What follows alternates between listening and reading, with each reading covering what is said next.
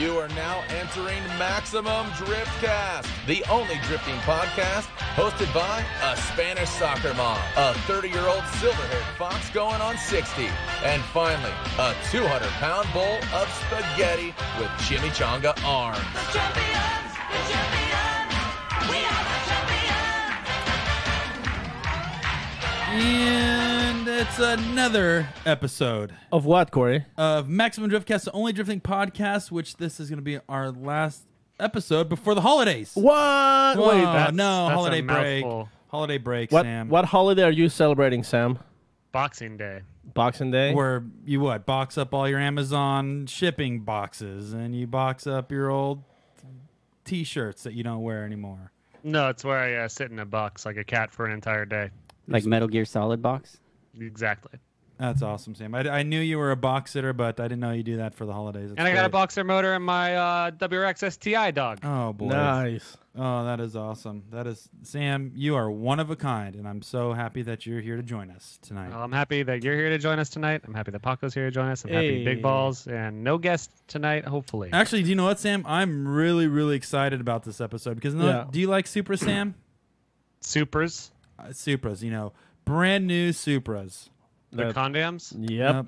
No, No, those inline six beasts. yeah, we this guy. He has a Supra, and it is freaking awesome. It's probably one of my favorite Supras Yeah. ever. What do you think, Paul? Oh, dude, it's probably one of the raddest Supras Raddest. I've ever seen. Sam, do you like Supras? Frederick Cosmo. Oh well, Probably more probably better than that. better- Actually, he's radder. a little bit more talented than that. I would have to say. Paul Walker. That's Too soon. another close. That's Too a soon. close one. Who else is your other favorite Supra driver, dude? Come on, throw it on me. I would say, that's a tough one. I would go with Ola Jaeger. Oh, okay, hold on. that's Forrest one has a Supra now yeah, too. he does. So there's the But Super still- Train is getting more popular, but Yeah. there's one guy that really stands out in my mind. Yeah. And do you think so? There's definitely a moment. There was like before the Supra and after the Supra. Yep. His personality changed. Yeah. Became a whole different person. Uh-huh. He literally grew his hair. Yeah. Like it just, it was like went like full Saiyan mode. And this Supra owner that I'm talking about, he is a stud, Samuel. Let me tell you, if I could describe him, he is super strong. More of a stud than NASCAR driver Tim Horton. Yeah. We'll get to that in a moment. we might talk about that in a minute, but this guy is one of a kind. We should almost bring him. Should I bring him on right now? Yeah, if you got Yeah. it. Let's bring him in. Let's bring him on. Go ahead. Come on in. Come on into frame real Get quick. in here. Hey, Sam, his name's Brett. He's one of the best Supra owners I've ever met. Hey. Oh my God! You got me. Got him. That's Do it again. he is Hit me blowing a the couple- bass flute. Yeah, hit me a couple riffs. Give me one more little riff. Oh, beautiful, Brett. That's my beautiful baby boy ex-roommate Brett, who I'm going to be staying with in Phoenix for an entire week next week. Yay. So, anyways, we love Supras, Brett. Can you tell us a little bit about yours? It doesn't run. Okay. What year is it? Can we go with? Let's start off with just what a classic it is. I think it's an 86. Okay, it's an '86 Toyota Supra. What have you done to it? Broke it more, I think. Uh-huh. That's pretty So much it. we got to go back in time. This is my favorite super driver, Radical Brett. And Radical Brett has a long history in our productions and on even the podcast. He was in the first Drift Idiot video ever made. Yep. He also helped the series get off the ground Yep. and tow the car back and work on the car. He's also And then no- he was also what was his role on the He's- show? he's the also podcast? known He was as Bon John audio Bon Jovi. technician. on John Joby, the audio guy. Yeah. He Yeah, fell short. asleep in the middle of a show. Yep. He's the first guest who fell asleep during the first segment of the show. You guys are riveting. What can I say? Brett also, like you said, he's got a sick Supra. I remember he got into the drift craze a little after I did. He's like, I'm going to buy, what year is it, Brett? That's an 85, actually. I think. 85 Supra Jay-Z's Celica Supra. What do you call those? It's a Celica Supra. Can't even tell you. Mark II. A40 Mark III, Mark II. 4.5. Wait, is it 3 or 4? I think it's Mark II. It's a Skid Mark II. Mark Skid II. Mark. It didn't have a title. You couldn't get a title for it. Yeah, we're still you working pretty much on just that. bought it off a guy on the side of the road, and the guy's like, take the keys. Have it. That's all Wow. yours. Yeah, Brett. So, anyways, your Supra, we're just so stoked to have you on here with Oh, your thanks, 87 guys. Brett, Supra. are you staying for the whole show? I don't think so. I'm going to be here for a little bit, though. God damn it, Brett. Brett, I'm going to see you in like 48 I hours at your know. house. I'm really excited about that. Well, maybe. I mean, I know you have big plans for your Supra, Yeah. but I think Big plans. Big, think huge plans. we can hook it up with somebody that might give you some good ideas, Some pointers. some pointers. All right. So What's this guy's name? this man needs no introduction. What? There's another Supra owner that's coming up? Obviously, you have to introduce him because Brett just asked what his name was. You can't say he doesn't need an introduction. He obviously needs an Well, introduction. I was gonna do a skit, Sam. I was Oh, gonna you're doing say- a bit? Sorry, you got Yeah. to announce Sorry, a bit. sorry, Sam. Yeah, I was gonna do like a long introduction for a man Alright, who okay. needs no introduction. Oh, gotcha. Good. There's another Supra guy out there. Yes, you know. Okay, gotcha. His hair is as beautiful as the tail of an Arabian horse. Arabian? Arabian. Arabian. Yeah, okay. I was going to do a skit, Sam. And then it is. Sorry, Uh oh. I was going to make a long introduction. Somebody has their audio turned on. Looks like somebody's got his speakers turned on. His hair is as beautiful as All right, who's the culprit? Right. tail of an Arabian horse. Arabian? Hello. Hello? Hi. Where's There it where, is. where did Sam go? Yeah, hold on one All second.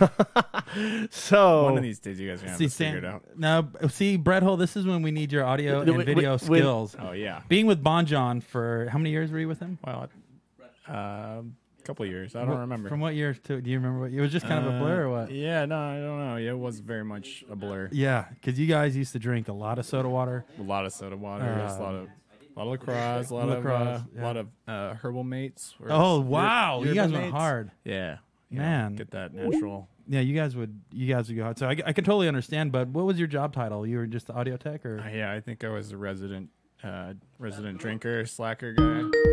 Oh, let's see. okay, that's a little. Is this you? Is this one of your songs? I think so. I don't think I wrote that. You don't write that. You didn't write that. All right, piece? who do we have here? Hey, I'm back. All right. Hey. Oh, everybody's back. Let's see who's there. I'm here. You guys hear me? There he There- is. there There you they go. are. Look at that squad right there. Got everybody. Hey guys. Can we hear? Hey, what's up? What's up, guys? 1 second. Is there Sam? Is Sam there too?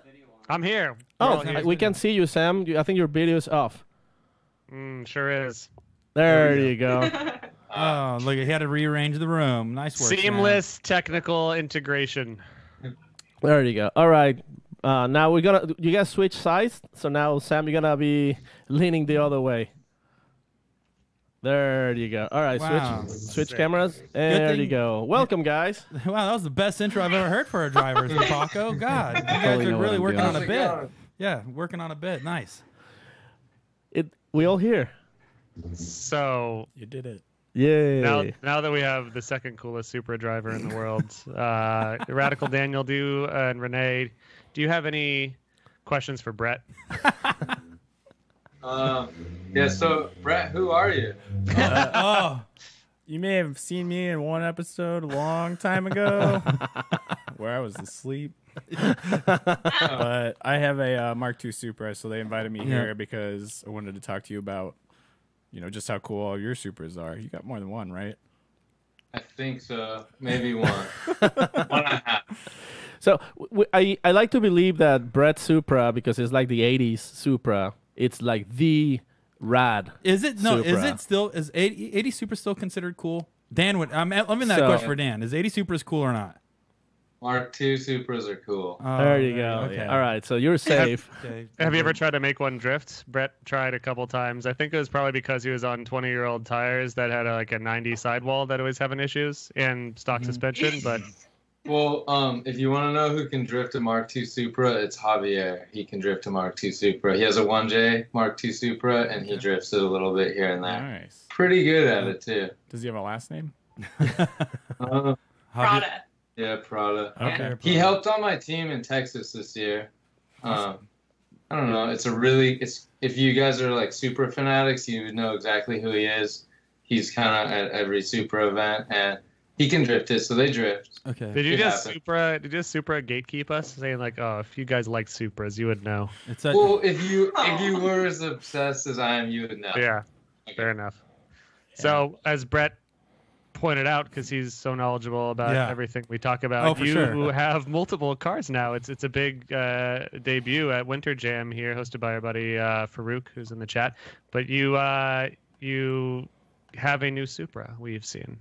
Yeah, it's not new. It's a '95 Supra, but Whoa. New 92 to you, newly Yeah. built, newly debuted. yeah, it's really cool that happened. So I'm hoping I could get a lot of seat time and improve my skills over the off season and years to come in that car. We saw on Instagram today a sick chase cam video of two Radical Daniel Industries Supras drifting together, and I believe it was you and Osbo piloting those. Yeah, that was some fun times. I still can't believe how much fun that was. Yeah, check out Dan's Instagram right now if you haven't seen it. It looks really awesome. It's really cool seeing like two very similar liveried same cars in tandem as aggressively as that was. So highly recommend that. Which, by the way, speaking of the livery real quick, if you also go on either Rad Dan's or Rad Industries Instagram, there's a video. I think Renee is doing the wrapping for the hood of the Supra where she did like a double layer with like a bunch of rats and then another layer on top. And I think that looks super cool.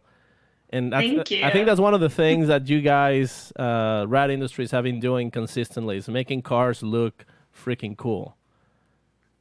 Yeah, Renee's good at that, and then I try and help when I can, and then we have input from a couple other people. It looked pretty rad, if you ask me. Yeah, I have a lot of fun with it. Which, by the way, before we move on and all that, a lot of people don't know Renee is Rad Dan's wife. You guys are married, right? Yeah, Yeah. I guess. And you also spot for him, is that correct? I do. Constantly learning. Nice. It's working out so far. Must be hard to spot on Dennis and Manis. It's like Where are you going? I'm just saying, Yeah. he's a out of control kid, so you have to watching him all the time. Hey, all right. come back here, spotting He him. prides himself in that. But anyways, what I was going is like you guys are a team more than just couple. You guys go to events together. Are you in charge of the shop, or is Yeah, this one. she is in charge? There you go. Yeah, the Yeah. woman's always in charge, right? Good answer. Happy wife, happy life, right? Yeah. I help with pretty much everything except working on the cars. That I can't do. So leave that up to them. That's the worst part. So I mean, you got it good. I hate working on cars, man. It's not bad, yeah. Nice. So what I know that a lot of guys build second cars as practice cars because you can't always practice in your FD car because it just usually costs way too much money in tires and labor and maintenance. But what inspired you to build this car, and how does it differ from your primary car? Well, I had always wanted a second car, and then I kept trying to get myself to build an SC300, and then Ooh. I just couldn't get the excitement, I guess. I'll maybe one day still have a SC300 because it's similar chassis, and you could, smash it up and maybe not care about it. So then started building I got that Supra like a couple years ago and was going to build it and like didn't have the energy and the money to do it, and started kind of accumulating parts. And then over the last year, I had like got a good transmission for it and some other stuff, and it finally happened. And it probably wouldn't have happened if there wasn't Winter Jam, but I like forced it out, and the guys at the shop, like we all came together and made it happen. The difference of that car to my pro car, I could go into a lot of detail. Should I? Or? Yeah, that's what we're here for, man. Okay. There's a lot of people that care about that stuff. So the practice car, its name is going to be Baby Blue because it's like a baby version of the race car. Every car needs a name, man. I hate when drivers say they don't name their cars. The other one could be Taken a while. Big but- Blue. That'll yeah. be Baby Blue.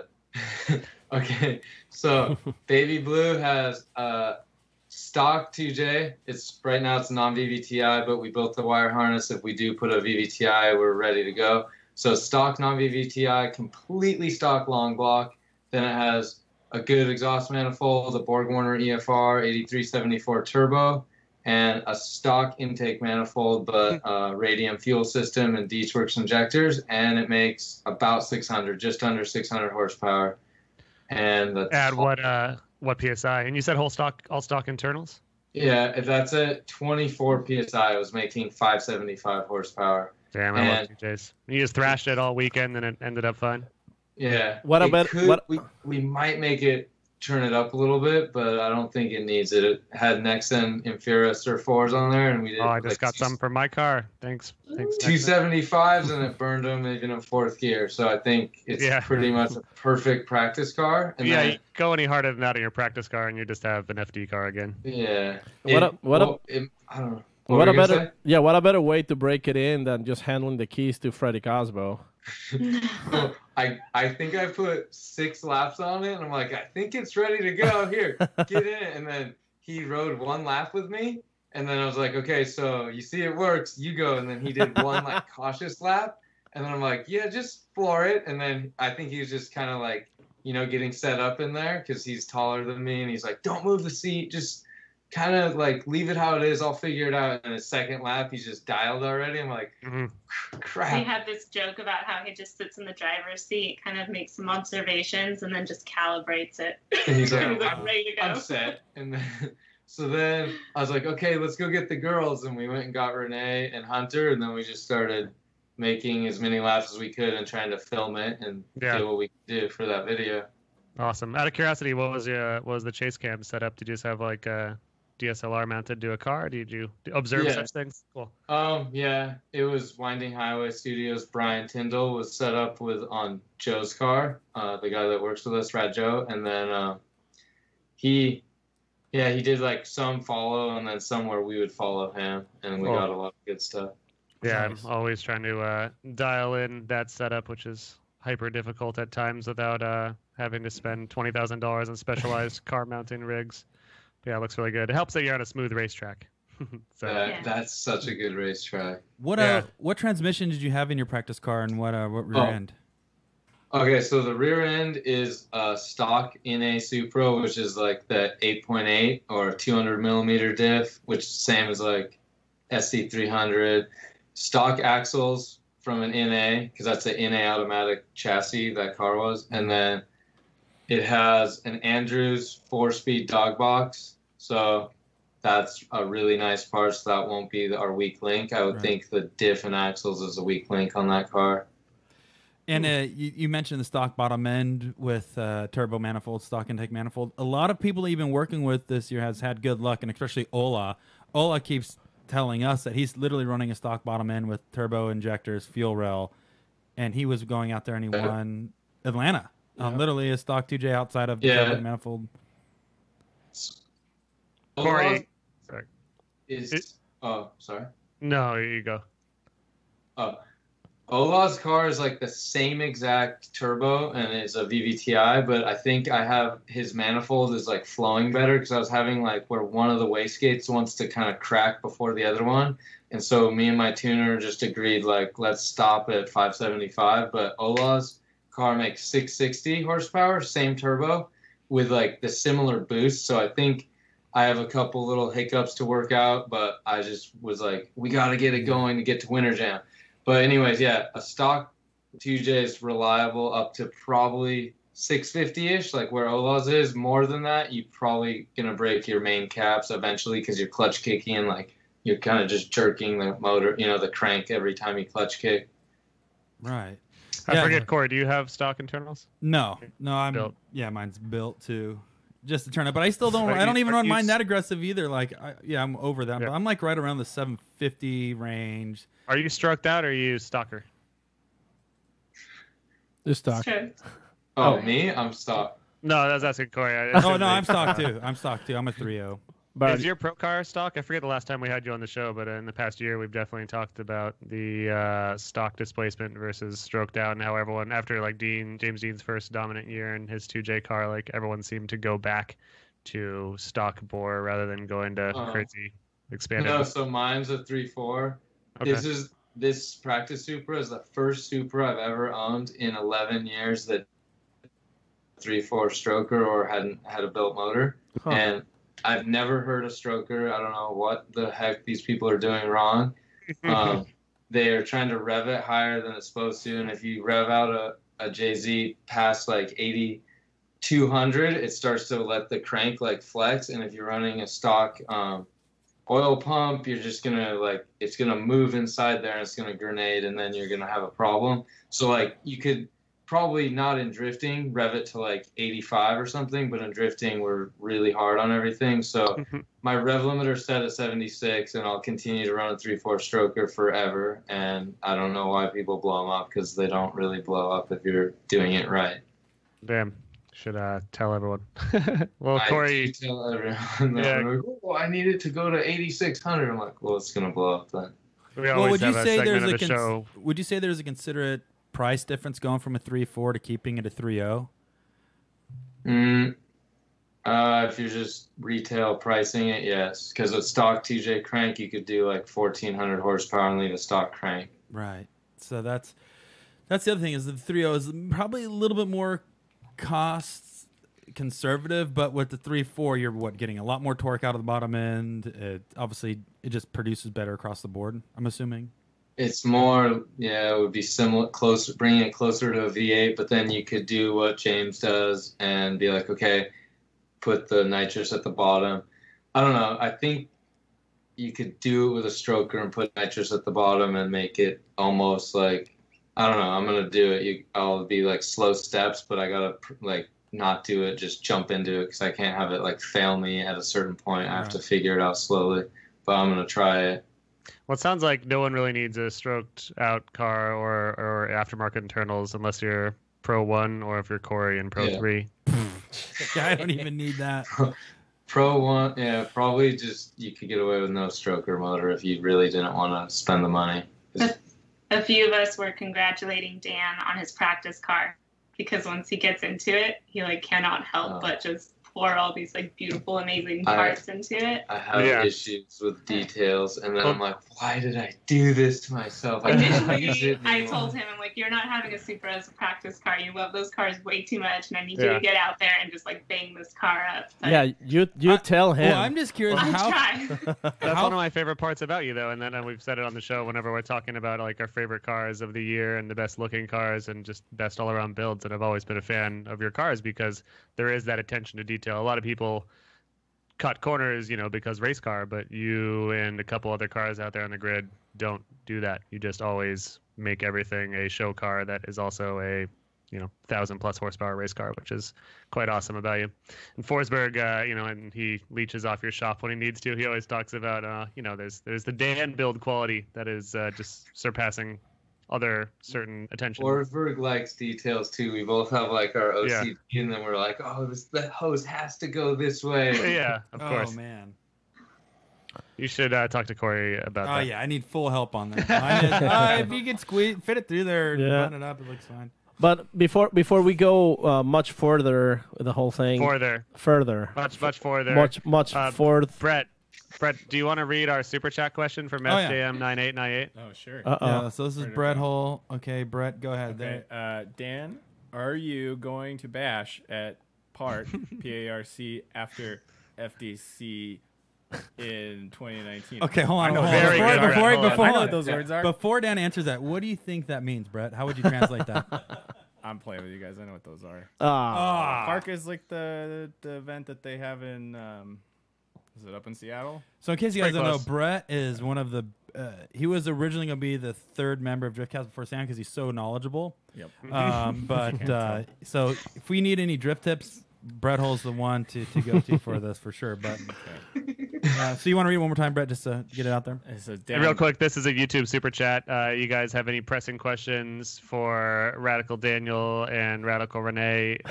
Feel free to hop on the YouTube and give us $4,000 or $5,000, whatever, and you can get your question boosted to the top. You don't have to do that. We're still going to hit Instagram questions in the end, but if you want to make sure your question gets answered, that's the way. So Brett, take the floor again. You got this, buddy. You got this. Come on, Brett. Go ahead. Dan, are you going to bash at Park after FD Seattle in 2019? Wow, that's a great Very question. Wow. Great job. So professional. Great job.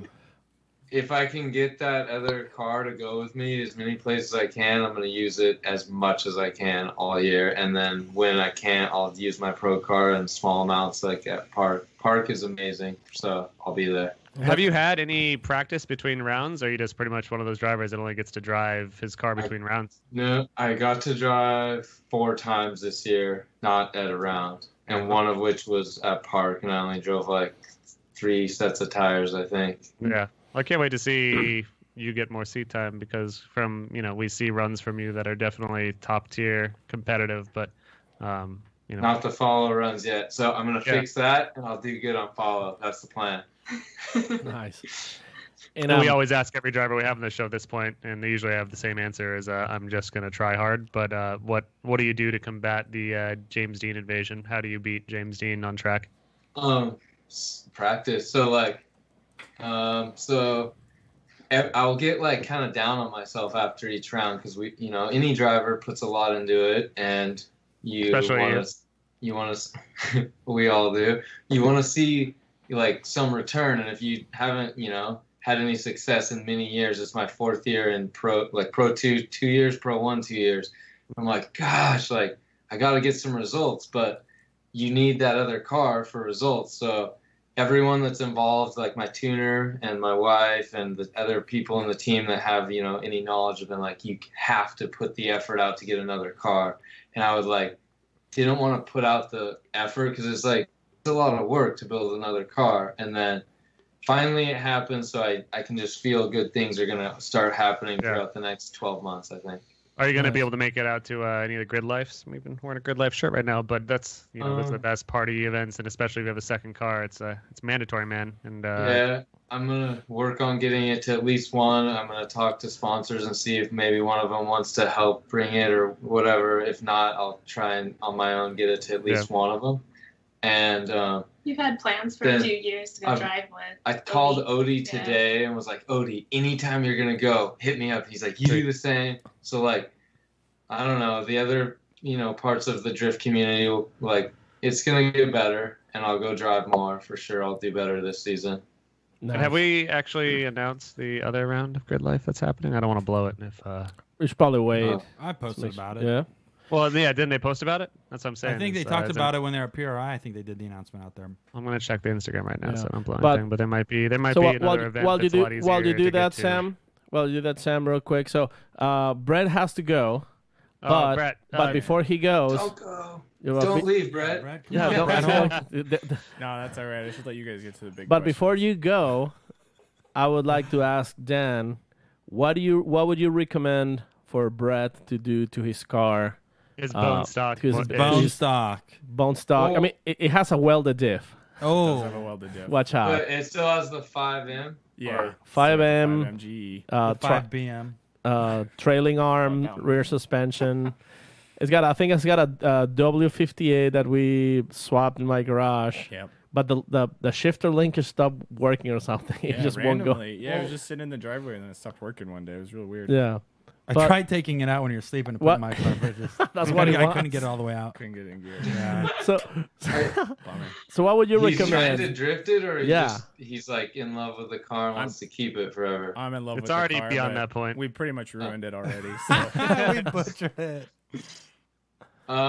The diff is kind of the weak link, though, so be careful with that. And then you can weld it, but like it's the ring gear so small. It's like gotcha. So they break. We took one out of the RA. I think I know what you should do. Call Drift Motion.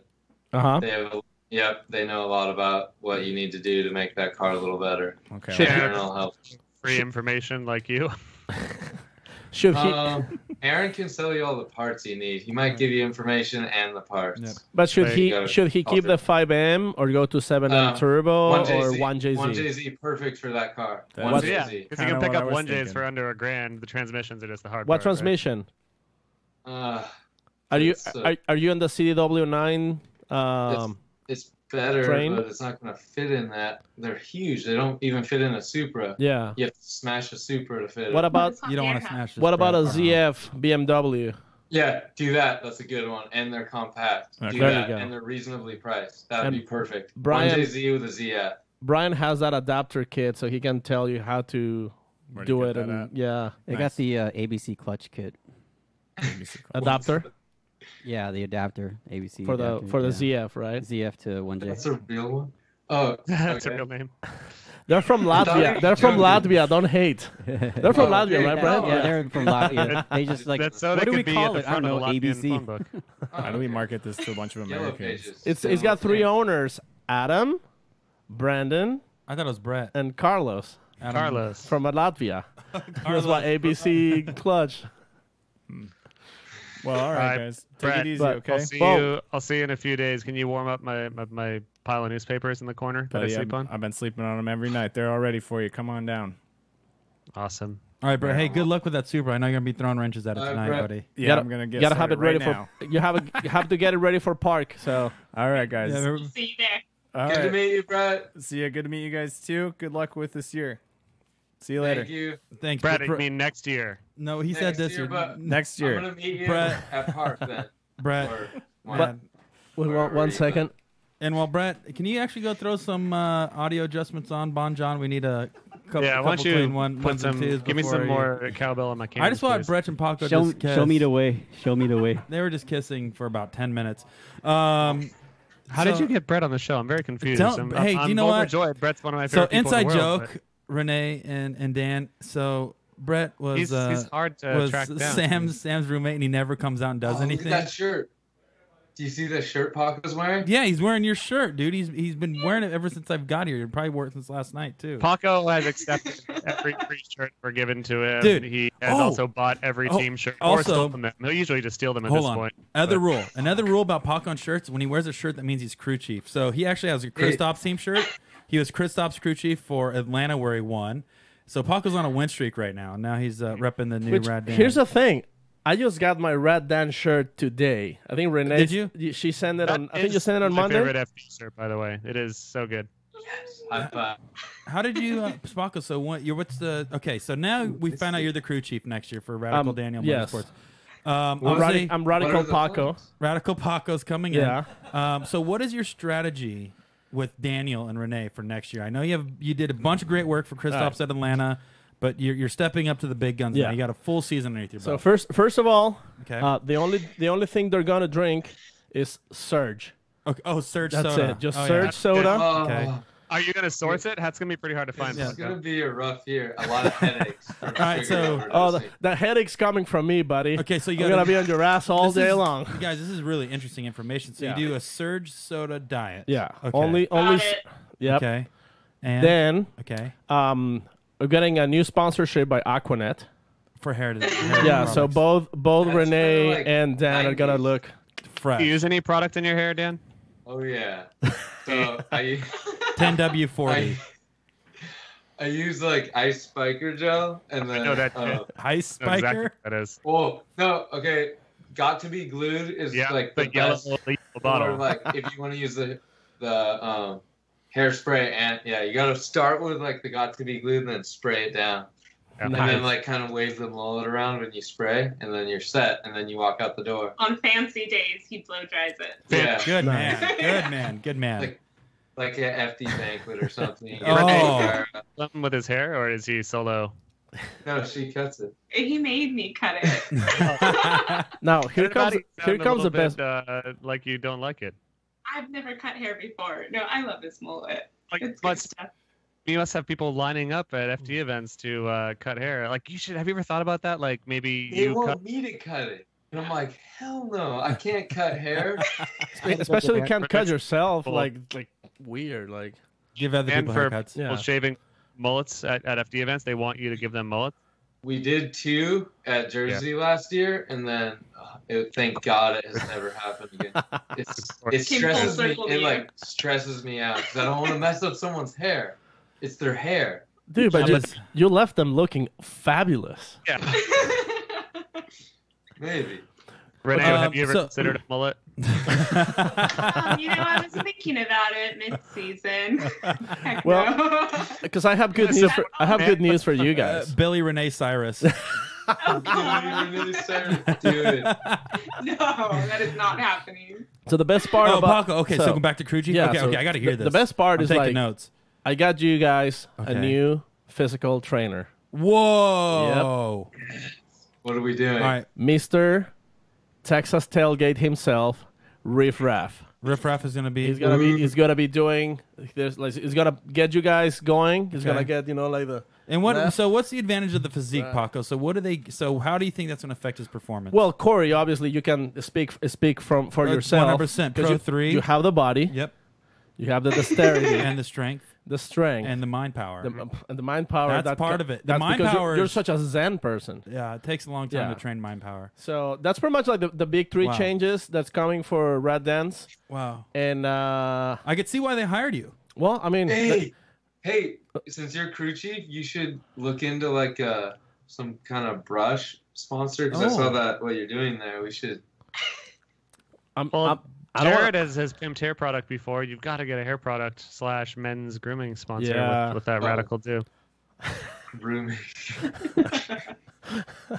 I really think Aquanet should be. That's all we need. Okay, we're set. It's gonna be a great year. Yeah. Now here's the thing, Dan. I really think you could use the help of some synthwave music producers. And our very good own Triple B Big Balls Brian knows a lot of synthwave artists. They can come up with some cool music for your content. I think that would be like the missing link on your stuff. Get some nice synthwave. You're familiar with synthwave, right? Yeah, that'd be cool. Sick. Let's do it. Let's do it. There you go. So that's what it's gonna be. Synthwave DJs at the pit. And shooting music videos. Mullets, Aquanet. Someone in YouTube. Sorry to interrupt. Someone in YouTube chat. Two people are saying that there's a video of me losing Flip Cup at Grid Life, and we gotta do a takedown, dude. This is bullshit. We gotta find it. I've got to find this and remove it. Wow. This is not okay. I never lose a Flip Cup. It is Turk who's losing. We were so there's a quick side note. There's a video that I'm working on right now that involves some footage at Grid Life, and it's me on one team. To my left is Forsberg. To my other left, further is Osbo. To my right is Denofa, and I do pretty well on my shot. I nail it. Forsberg's like 1 or 2, and then Osbo is literally the worst flip cup play I've ever seen. He was like juggling it and flipping it 4 times in the air and like taking 10 seconds to reset it. And we're all just yelling at him. He lost the game. Yeah, so I do admit that we did lose a game, and it was because of you, Freddie. You can be an excellent gentleman and one of the most badass drivers in the world. I think he never played. He didn't play before. He never played before. He didn't even know the rules. He was like, "Oh, right. So what should I do?" To work on this before next event. Oh, man. Anyways, if you find that video of me losing, I need to know the link right now, and I'm going to do a takedown because it's obviously a lie. We should need to copyright strike it. Yeah, exactly. Yeah. I saw those videos. Right now, there's like a big thing going on of some EDM artist that like some random person copyright striked his actual song that he made on his channel and is getting all the money from it. So that's a real aside, but that's happened to me a couple times on YouTube of people that don't know my videos trying to take them down, saying that it's their video, and like YouTube is fucking ridiculous, and they just take it down automatically, and they're like, "Oh, do you want to protest this?" Yeah, I want to protest it. Of course I do.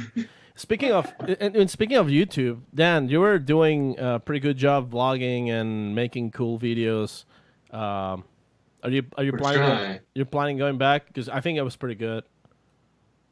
Yeah, we're trying to do as much as we can. Yeah. Without this one's help, it wouldn't be possible. But yeah, like we're trying to juggle everything and like make it move forward. So yeah, that's actually a great point. So what is like your guys' task? Obviously, you guys run a shop. You're doing the YouTube thing. You're building your personal cars. You also have a shop that works on customer cars. Like, what is your day? What is your task? So I could start with me, I guess. So, and she'll tell you about her day. I just gotta get here and get the guys set on customer cars, and we have like anywhere from, let's say, like 8 that we'll be currently working on to 12, and you can't work on each one every day. Probably, like for the customer's budget, or just we have to juggle between cars because we'll run out of parts or whatever, and you put one aside for a couple of days until the part shows up. then same time trying to video what I think might be exciting to watch for YouTube viewers, and then interact with like fans on Instagram, I guess, a little bit, and then do stuff for my sponsors or be in contact with them. You would know, like, you gotta, stay on top of all that, and then I guess my car comes in there too at some point where I gotta work on my car. That's the hard thing to juggle there. And then I'm married. Hey, at least you don't have kids, man. That's like pretty much another full-time job on top of already full-time jobs that you have. You guys not trying to have kids? We plan not to. They have two baby boy Supras. They've got baby blue. Yeah. Aw. What was the baby Renee shower? and I have been together since 2004, and then we got married in 2010, and we never once said we wanted to have kids yet. We like kids. We have nieces, nephews, but I don't Can't believe Grandma Paco. So when are you two gonna have kids? Like, well, we are waiting. Time's a ticking. Time's ticking. No, I'm team no kids. I'm not having kids. I got my balls cut a long time ago. Oh my God, did you? I lost them. Like, I don't know where they are. Yako, That's how you do it, right? I don't know. Yeah. You Okay. skip it.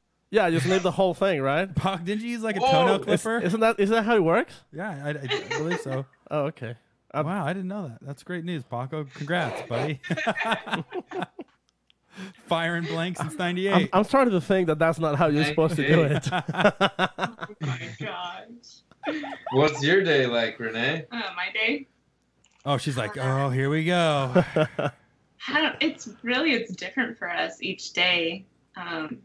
Just like you said earlier, constantly juggling a bunch of different things all at the same time.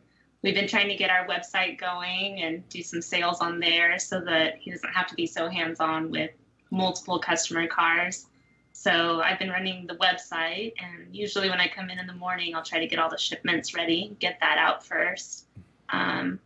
YouTube's like really taken over. It takes quite a bit of time, but he has a lot of good information to share, and it's good, something with substance out there that people really appreciate. So it's been fun putting that content out. I don't know, the year gets crazy. Like, even in off season, it almost seems more busy sometimes because you're kind of like preparing everything for. Oh yeah, there is no off season really. That's the thing. Is like if you're waiting to think about 2019 by the end of 2018, like, you're doing it wrong. You're already making plans and deals and all that, and pre the end of 2018. Yep. So it's like going 100 miles an hour all the time, but it's a fun roller coaster to be on. I talk to my parents about it sometimes. My dad's like, you love it. You wouldn't want it any other way. I'm like, okay, fine. So does Rad Industries do top to bottom builds? Do you have a specialty? What's your main point of there? I guess we have a specialty. You could say we would be better at building Supras because we like them so much, but maybe in the same sense we don't have a specialty. We just like race cars, and we like a car that's going to get used, but if we can make money on a different chassis or whatever, and it's just something for a street car, we're going to do it because we got to pay our bills. But the thing we like most is something we can like put our passion into, and the customer's excited to let us do it, and then give them like something that is going to go perform for them, Yeah. But Supras are, of course, your number one specialty. Well, I just like that. I don't know. I'm like obsessed with them. Sorry, can't help it. Don't apologize, man. I think most of us are. So what part of California are you in again? In Orange County. The shop's in Santa Ana. So how far should someone travel to come see you to work on their car? Maximum distance. I would say like maybe like Japan or Russia or somewhere about that far. That's probably the max. That's what I was thinking. No further than that. Yeah, but if someone, let's say like Cabana Boy Brett was that's his nickname. I forgot to say that while he's on the show. Cabana Boy Brett brings his A5. It's the earliest Supra ever made. He brings his car to you and says, "I want you to turn this into a Pro 1 car." Could you do that? Yeah, that'd be fun to do. That'd be hard, but we could do it. How much would that cost? Rough estimate in your head. A Pro 1 car out of $1 million. Out of his 86 Supra. 86 Supra Pro 1 build by Rad Dan. it would probably, well, if it's a Mark II, it's not an 86, but I don't know, man. I'm just throwing it out there. Okay. Why do you gotta do 84 that to me? Supra, 84, 85, 83, 82. So then it would probably cost like minimum 100,000. That's pretty cheap. It's not bad. But like it could go crazy higher, but we would, you know, Yeah. I don't know. What would you do to that car to make it a Pro 1 car? We'd have to. Here it is. You probably have to change the front. I guess we'd have to look at like how if we could use the rear trailing arm, but we got to get a different diff in there. So you're gonna have like so much fab work on like for the steering in the front and in the back for the diff and axles. How we're gonna set it up. Then the stuff inside still needs a rear radiator because you're gonna run out of space when you put a 2J in there and a big intercooler. So It'd have to be the move, obviously, 2J. And then what Has to be. transmission do you go with? Probably just a dog box like a GSR or Andrews, and that would keep the cost a little lower than a sequential. And then you wouldn't need to put a Winters, so that could keep the cost down. But if you wanted like full like blown build, it'd probably be like 180,000. At Like least. if you add up the parts, it just Yeah. do you 100 sounded cheap. I feel like most Pro 1 cars, you know, obviously a lot of cars. guys try to do their own labor, so it's hard to factor in what that actually costs. But I feel like 150 to 200 it does seem to be kind of the going rate for a Pro level if car. it was like the driveline in my car, yeah, it would be over 150. Brett? What do you run driveline wise in yours? Like the Samsonas that are Winters and then the stroker motor, it would just get too expensive. Brett just texted me. He said that he's just applying for a home mortgage right now. He just bought his first house, so Yeah. if you remortgage his house, I bet he can afford to be a Pro 1 driver. They It's a should, petition. they should do mortgage Obviously, loan deals. Yeah. You could put in a good word with Drift Dads. Just be like, yo, our bro Brett is the nicest dude I know. He is actually, I'm not even joking, he's the nicest guy I know. He's never drifted before, but he's got a Rad Dan 89 Supra. It's an 85. And It's a what Mark about it? 7. It's a Mark III then, sure, man. sure Jimmy and Ryan will be like, yeah, send him on up. Send it. Side question to all this. Obviously, you guys are doing all these crazy things that you just mentioned. Obviously, putting a lot of emphasis into Formula Drift, the YouTube stuff.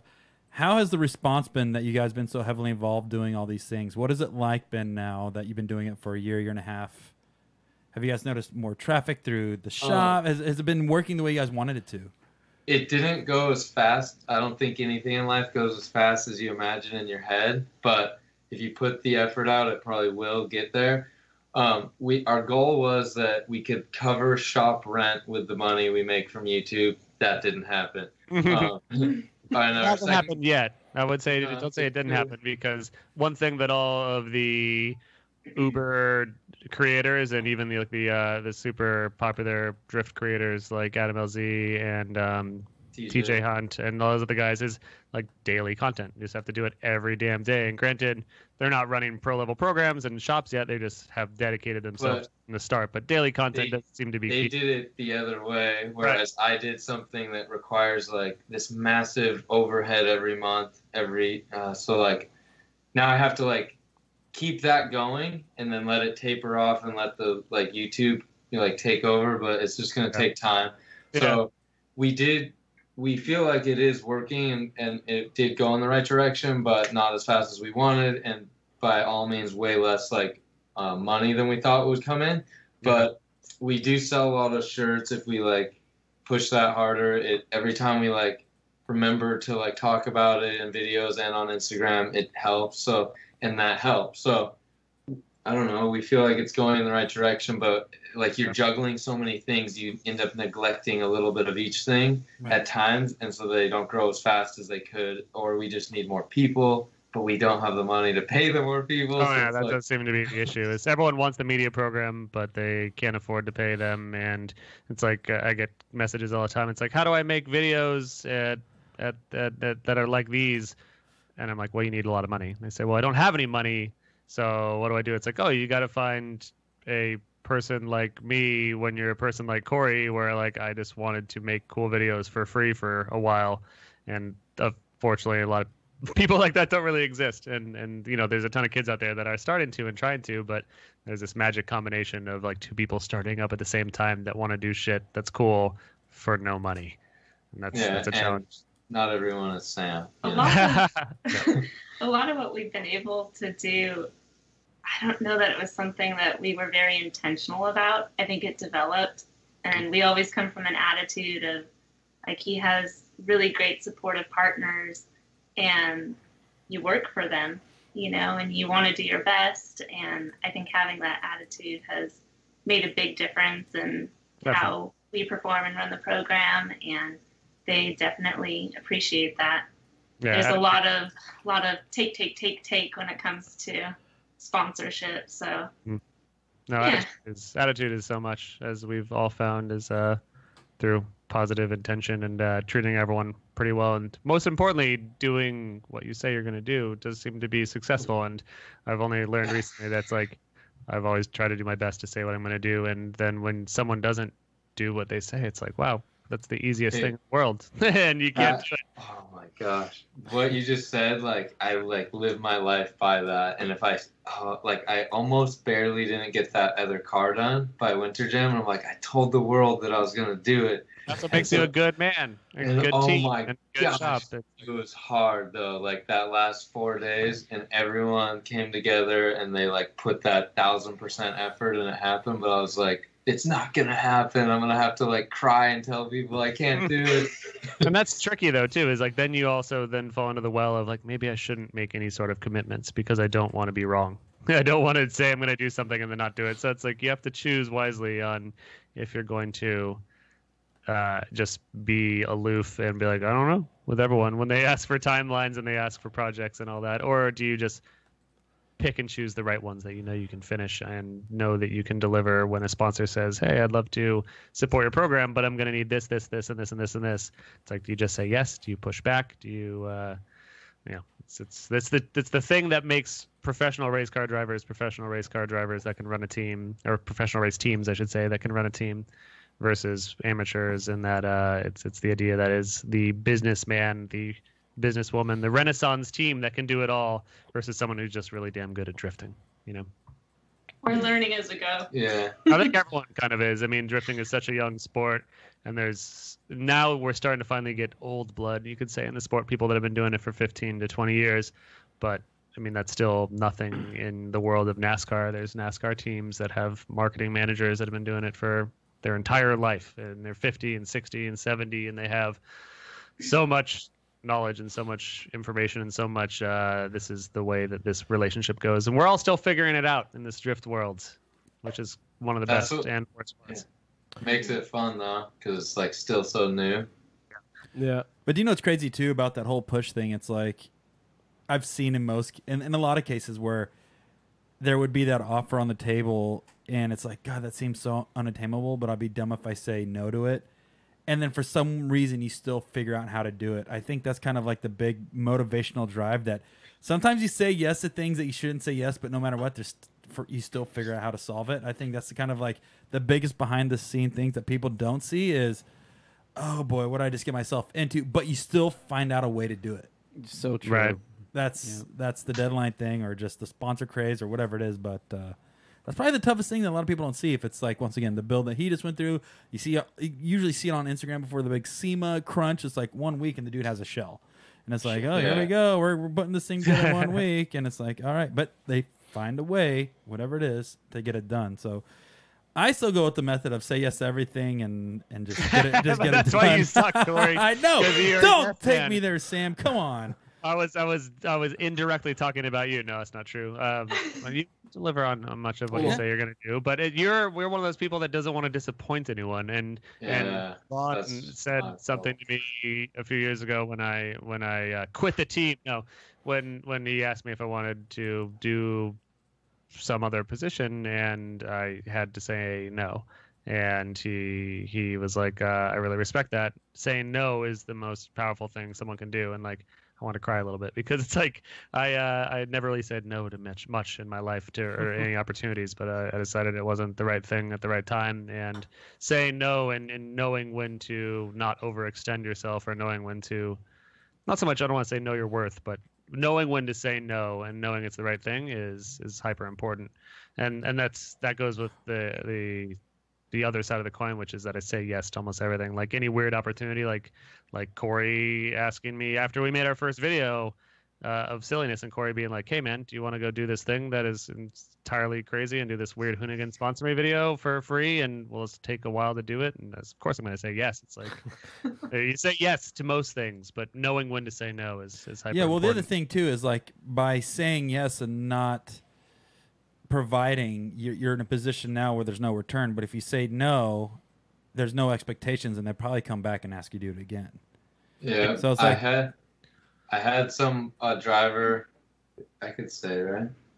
If you're I had like Mad Mike just told me lots of stuff when I ask a lot of questions because I just want to know. Like that's why I like working on the car, because I want to know every last thing. So I'd ask Mike so many questions, like, and he's like, always like under commit and over perform or whatever. So he's like, you're gonna say 4 things, do 5 or 6, and always do it. And he's so right. Yeah, definitely. Yeah.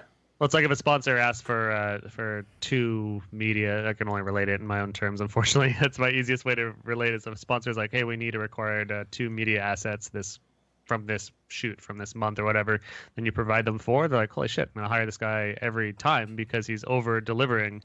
And make sure the 2 that you are required to deliver meet all the content requirements, but then give them more. And the other problem with that though is that they might expect that next time, and next time you might not be able to. And they're like, "Well, last time you gave me 4, I was kind of expecting that for my money." So it's like all things in life. It's not a simple answer. It's not easy, but it's an important thing to hone down, which is what makes a good team or a good representative or driver. Many people have been asking it in the chat. Before we answer any of this at all, do you have any relationship with Toyota? No, not yet. It's gonna happen because that's the goal. I just want to know if your answer will be skewed at all. What do you think of the new Mark Supra? 5? So it's a really nice car. I'm gonna like it. I'm gonna own one. She's gonna daily drive one. So it will happen, but it's not a pure Toyota, so everyone's thinking like, but what about that? It's partially BMW, but trust me, it's gonna be. BMWs are cool, and when it comes out, we're all gonna want one. It's gonna be a really cool car, so I'm gonna get one. Will I love it as much as a Mark IV Supra that was like my dream car as a child? Maybe not, but I can still have those Mark IV Supras and also be really into Mark V Supras, so I'm getting one, and it's going to happen. If Toyota wants to jump in with me, it'll be really cool. If they don't, I'm going to keep telling them, you should, look at me, and it's going to happen. Yeah. Right. It will happen. I got to sit in a BMW Z4, the very similar car, many have said. And they're not wrong because there's many similarities between them, from parts to design to a lot of people saying that the Supra is just a hardtop BMW Z4. But the BMW is super sick. It's really nice. It doesn't feel like a Supra by any means. That's really one of the things. That's one of the things I think like a lot of people don't understand. Like it's not like this is half a Toyota and half a Daewoo. This is like the ultimate driving machine. Exactly. BMW, I mean, right? Exactly. It's a Toyota, which is great, paired to a great German car. Like literally, probably the most fun German car you can buy, even on cheapest form. The BMWs are, they are available with manual transmissions. They're committed to like gated manual transmissions. They love drifting. They love drift. Well, wrong company. They wrong love company. drifting in their commercials. Yeah, it's like it's gonna be amazing. It's just people are offended that you took the Supra and you didn't Toyota should have built the whole thing. But Toyota's a business. They're thinking about like profit and loss, and they're probably making a smarter move on their part. Right. So it's gonna be a great car, and I'm definitely gonna have more than one of them at some point in my life. A lot of people don't realize that. I mean, even since the 70s and 80s, like there's been weird car company relationships. Like there's like Chevys that are sold as Toyotas. There's Toyotas that were sold as Chevys. There's Mazdas that are Fords and Fords that are Mazdas, Mitsubishis that are Dodges. I mean, And Yamaha helped design the 1JT and the 2JT. like So you know, there you you open you go under the hood of a Nissan and you see Denso parts, which like I think Denso is like a Toyota subdivision. Like this is not a new thing. Like you know, like cross branding, rebadging, putting engines from a different company on a different. I mean the engine on the DeLorean. The what's it called? It's like a Volvo. It's like 4 different brands use that engine. You know, just like it's all over the place. The Iron Duke. That engine's been on boats. Like it's not a new thing to just have like brands crossing between themselves, and at the end of the day, what matters is the final product. If the final product delivers, and if it's fun to drive and it's got good quality, why do you criticize? You know, like why do you hate? Like there's nothing to criticize about it, as long as it performs properly. People have opinions, and of course they're going to be sharp because the Supra is such a beloved car that they're worried that it's not going to live up to the name and the branding, which I definitely think it's probably a miss on Toyota by not reinforcing these car nerds, but at the same time, like they don't really give a shit there. But I think it's like a small percentage. Like definitely, yeah. We're not as big as we think we are. And they're probably not even Supra owners. It's just a very vocal minority, and we, of course, think that we're the most important people, so we get very loud about it. But I bet that their main market that they're going for is dudes that make $100K plus a year that can afford the car, because it's going to be more expensive than an 8.6. They really haven't named a price point. I'm curious to see if it'll be 50 grand, will it be 80 grand, will it be 100 grand? Like how much are we charging for this thing? But it's not for the angry 20-year-olds that want their 95 Supra back. You know, it's for someone else, and I bet it'll be sick. I'm not sure. I'm all aboard most of the stuff. I'm not sure about the styling though. I don't really like some of the lines on it. And what if it was a weapon wide body too?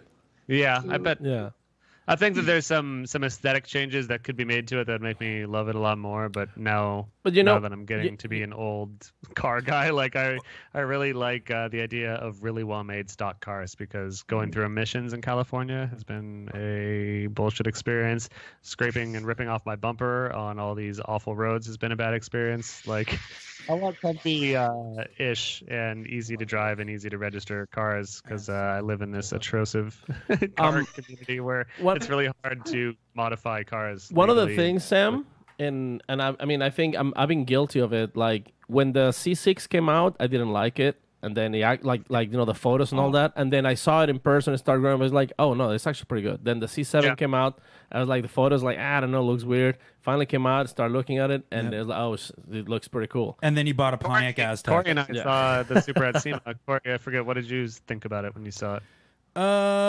I thought it was cool. It wasn't what I expected. I thought it was going to be larger. Like, you look at the Mark IV, and the Mark IV is iconic because of you look at it and it looks massive. There you go. Yeah. It just looks Which like is not massive by today's car standards, but I think it was big at the time, and it just has that larger than life aesthetic to it.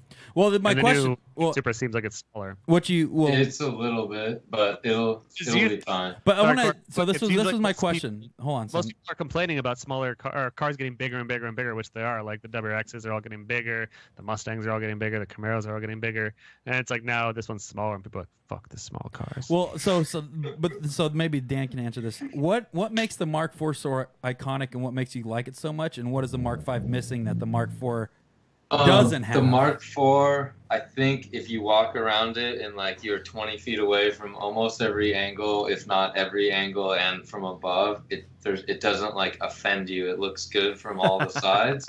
And I don't know. We haven't seen that. I haven't seen the Mark V in person yet, except at SEMA, but that had the body, like the Gazoo Racing body kit. So I don't know, like that could be something that makes it different. And then I think it's just like that car got so famous, the Mark IV, that people like it more than they really should like it. Because a C6 Corvette and a C7 Corvette, they were both pretty amazing. I didn't dislike either of them right when they came out.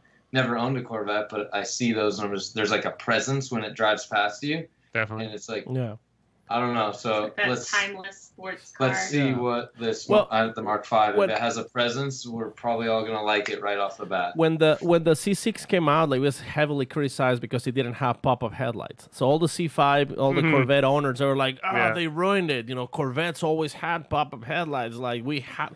That was a real criticism, you know, and then it came out and everybody was like, "Oh, it looks like a Ferrari," you know. It had like colored headlights, and then people's like, "Well, I mean, it kind of looks." The colored cool. headlights look sick. The fact that you would mistake it for a Ferrari is exactly. No, but the Corvette's thing is, always like, been known for. Ferrari did that first, like with the Maranello and with the Modena.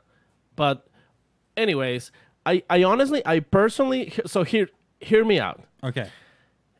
If the movie Fast and Furious had chosen a 300 ZX or a 3000 GT as the hero car, I think But the those story. cars offend you if you walk around it and look at it from every angle. Yes. A little bit of it will offend you. And you're like, Yeah, I agree. there's a little bit of I mess agree. about both of those. I'm not easily triggered, so Yeah. they don't offend me at all. No, but I really I think agree. I agree I with really think that movie, because here's the thing: before that movie, the Supra was just another cool car, but that's it. It wasn't. You wouldn't find $200,000 Supras on eBay. no. And then the movie came out. It would be a FX7. It would be overpriced a little bit, or Exactly. It'd be like, Exactly. You know? And here's the thing, you know, the big fives was, you know, like the 3000 GT, the 300 CX, the Supra, the RX-7, and I mean, the Evo maybe was considered. Those, I don't know. Maybe the STI was around. No, the STI didn't come out around then. No, yeah, I mean, like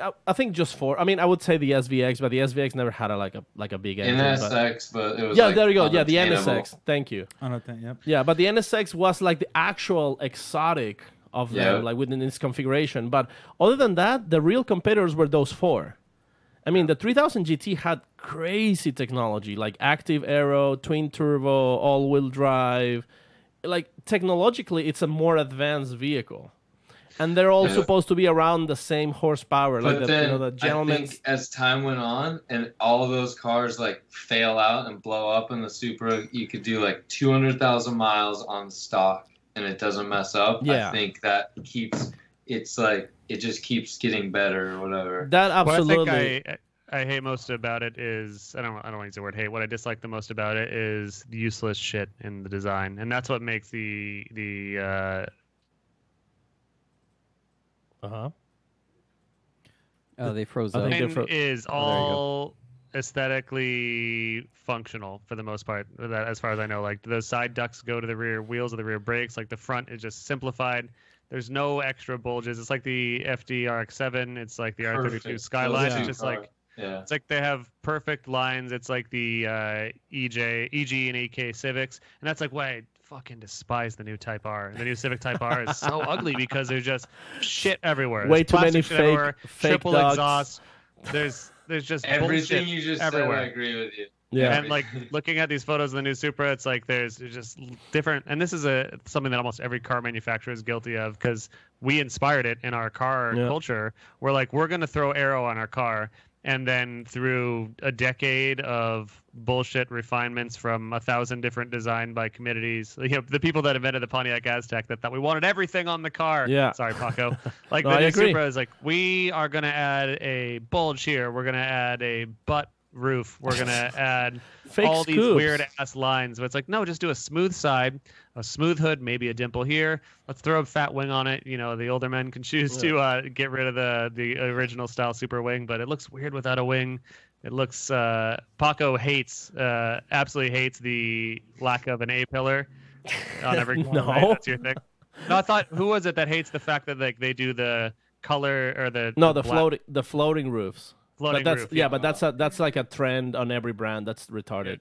Which I kind of agree. In some cars it looks cool, but I don't think it looks cool in this car. Like I don't know. There's that one. No, I but actually haven't like sat there and studied it yet. I really just want to see one in person so badly. Oh, you haven't seen it? Did you go to SEMA this year? Yeah. Yeah, but that was a race car. Yeah. I haven't seen look- like the No, but stock one. the Supra doesn't have a floating roof design, Sam. Okay. Why? What Yeah. is floating roof? Is that the rear panel? Is a rear That's like is a Camry, C pillar. Like the new Camry has Yeah. that where it's like black, and the new Nissan Maxima. I think. Pretty What much the front. every What do you call the front pillars? Are The Or front blacked pillar out. is the A. No. So the floating roof is the C pillar, where the C Okay. pillar is all glass. Talking and about it- the A pillar being blacked out, which Oh, looks yeah, good on that- cars. I don't think it looks good on the Supra. I think that looks great. I mean, the Corvette's been doing it for a while. It can't look good if the other aspects of the car support it, but Yeah. the line just don't sell me. But I mean, I think bottom line is gonna be one of those cases where once the car is out and you start seeing them more often. Dude, it was actually here, dude. The GTR when the first photos came out, I was like, what the hell is going on with this car? The R35 GTR. When It's so cool, but it's not. It was weird. It's not a Skyline. In But my then opinion. as It's soon its as you own started car. seeing them everywhere, it kind of like starts like growing on you and getting like all those shapes looking. Still is nothing like an R32, 33, 34, Yeah. other than Yeah, the those fact are that it pretty shares a iconic. Yeah. Nissan badge. I think I'm gonna reserve my judgment until I see them in the streets. I thought the same about the last Mustang. Like when I saw the renders, it's like it looks like it doesn't have a butt. It looks nimble. Then I saw them on the street. I was like, oh no, they actually look pretty cool.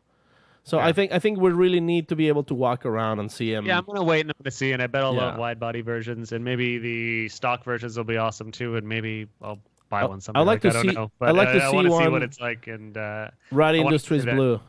It's controversial because we're taking something that we all know and love and changing it in a way that probably any new Supra would incite controversy, but I don't I know. think it's gonna be good though. I'm pretty sure we're all Yeah. gonna like it a lot. See, but isn't that You're staying in your car for 2019 is the plan? Yeah, Toyota didn't give me a Give- Mark V. Well, they didn't give you a The Scion. Mark Vs. I imagine there's going to be some Mark Vs in 2019 FD, depending on how they go, or not depending on how they go. Are you going to keep on trying to lobby for one? Would you like to? Yeah, like I don't have to be the first one. I'll just have the best one when I do get one. yeah? Yep. Before actually, because we definitely want to talk about what's new for 2019, but before all that, what tell us a little bit about Winter Jam. Ooh. Winter Jam is. I haven't been all over the world yet, but well, at least for drift events, it's my favorite drift event I've been to in America because there's so many people there, and then it's such a big facility, such a nice track, and it has like. I don't know, it's like you're at a separate track every time that there are little sections that they've broken it off to, and there'll be like 50 cars drifting that one, 50 over here, 1,000 people watching it this one. And it's like, how is this even possible? It's just so cool. It's one of the most beautiful tracks I've ever had the opportunity to go to, and it's right there in wine country. Like it's insanely pretty. Yep. And like maybe it's because I don't live there, but like it seems like. Well, you know, like you go somewhere new and you're excited to be there and everyone seems nice. It just seems like everyone's getting along and it's just like a great time, and everyone's like happy, you know? Yeah, everyone's so happy up there. It's apparently beautiful landscape and a lot of really good wine is all it needs. Wine fixes everything. It seems like it was a pretty wet day, but it looks like that didn't mess but up you anything, had right? dry time too, obviously. Yeah, it was like half damp in the first part of Saturday, so it was like a little crappy, and then it dried out, and then we made that Supra video, and then I was like, I gotta drive that car, Frederick, and then I kept driving. It started to rain a little bit, and then we stopped driving because it was the end of the day. The next day was just wet the whole time, but it might have been just as fun like as the first day because like we just hot lap. I put one set of tires on and they're still on the car, and it looks like I did like my warm-up burnout before like my first lap at qualifying or something. Nice for a Just change. like, what? I think I did 30 laps on Sunday. Yeah.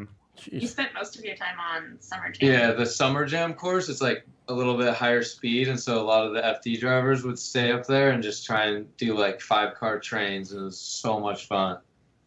Is that the course where you did the chase Yeah. cam video? Yeah.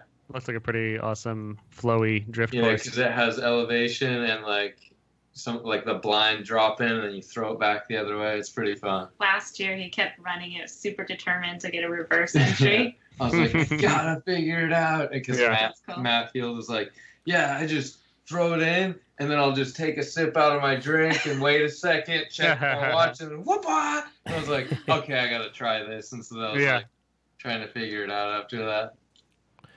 That's awesome. We had our Desert Mayhem event just a few weeks ago, and we can say we really miss you on the Cadillac. Oh yeah. I saw, but I was like in like a very low point, trying to make sure I finished that car, thinking it might not get finished. And then I like see Forrest video and like Garrett Nuts posting some stuff and you, and I'm like, I need to be there. But next year I'll have a car and I'll be there. Nice. Is it a CTS? Well, that one. No, that's Paul's. That's hard to drive. Paul needs to set it up better, have someone help him, or Taka or something. Dude, I did. Fun fact: I must have done 60 ride-alongs at Texas in that thing, drift laps. Yes. That's hard to drive, right, Corey? I told Paul, I'm like, dude, you have to do something with this thing, and like you let go of the wheel or you try to counter steer, and the wheel just literally fixes there, and it's there's a lot of things wrong with it. But I literally was forced to give about 80 ride-alongs in that thing, and I was. You're a champion for being able to no, do that. as soon as because when I showed up after you left, and when I heard you were out there, I'm like, oh, what was he driving? He said the Cadillac. I'm like, oh my god, he risked his life coming out here. I didn't driving. realize how scary it was, and then I don't know, and then the ECU fell out and went and slid on the ground, and I called Paul. Okay, Paul, like I have something I gotta tell you, because I was all nervous because I don't know, but I fixed it and it works, but I was like, that I should have never drove it. I learned my lesson there. Oh, dude, yeah, your life was on the line to put on a show in front of. Dude, what do you think? Okay, so you obviously you're saying that you were trying to build an SC300, but what are your thoughts about LS400s? Because we have a pretty rad LS400 already ready for a 2J. Like it already had a 2J that you could totally own and build, make it a drift limo. I would make it. That would be fun. I'd do it. It's just gonna be harder to be very competitive. No, but just for demos, that would be cool. How is that the one that you smacked last year? No, this one's a mint chassis that Brian has. It's purple. It's got some flares on it. It's like literally from. What's that selling for? We'll send you some photos, but Brian, would you donate it to the cause? Yeah, you can have the car. There you go. You want a free LS400? It has a clutch pedal in it already, and yes, I want it. All right, it's all yours. Don, congratulations! Have a new owner. A new child has been born. Yeah, this one's probably a little problem child. It's a little overweight. It could be called Extremely Big Blue. I might have to. Extremely Big Blue. There you go. Biggest blue. Yeah, you can put it in the back seats in there with harness, and I'm telling you what, dude, riding in the back seat of a drift car is a way better experience than I thought it would be. That would be so cool. You'll love it. Okay, trip to Arizona, or where? Yeah, is that where it is? Yeah, it's in it's out here in the Phoenix area. So we'll figure something out. All right, before we get to we got 2 super chat questions now, and before we get to those and our Instagram questions and all that, let's talk to Renee for a minute. How long have you been spotting for Dan? Since they met. Pro, right? No, all the years in Pro 2, so 4 years. What about Pro-Am, Renee? Were you there at every round? I was there. Yeah. There was not much to spot. It was just like, oh gosh, he's entering super fast again. Here we go. That would make you honestly one of the most veteran spotters in the sport, I would say. And there's tons of people that are getting in and going through Pro-Am and Pro 2 and Pro 1. And I think they still don't really know what a spotter is doing exactly. What have you learned? What are your biggest tips for people that are helping out their buddies, helping out their significant others, and people who are just really enjoy spotting? What have you learned? What are your tips? What are your shortcomings? What have you changed over the years? I'm sure it's different with every driver. They probably all need something different. With Dan, I try not to say too much. Like right now, I don't want to get into his head, and he's still feeling things out. But I always told him from the very beginning, because he asked me to spot, and I was like, really? But were you like, is he being nice to me because he wants to involve me, or does he think I'm going to be good at this? I wasn't sure. I still wonder sometimes. Well, no, you're there since always. You were there. It's getting good. I think it's better than we thought it would be. I think it works really well because he's still feeling out the tracks, feeling out the car.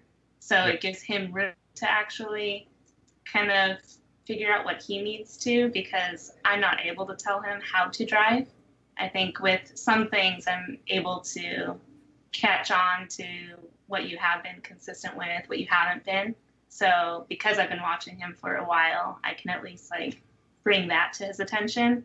But most of the time, I personally feel it's just helpful because I can still be his eyes. So I can let him know if he needs to be, entering sooner or later, or if he's so many feet from the wall, or you keep missing that clipping point, try initiating here.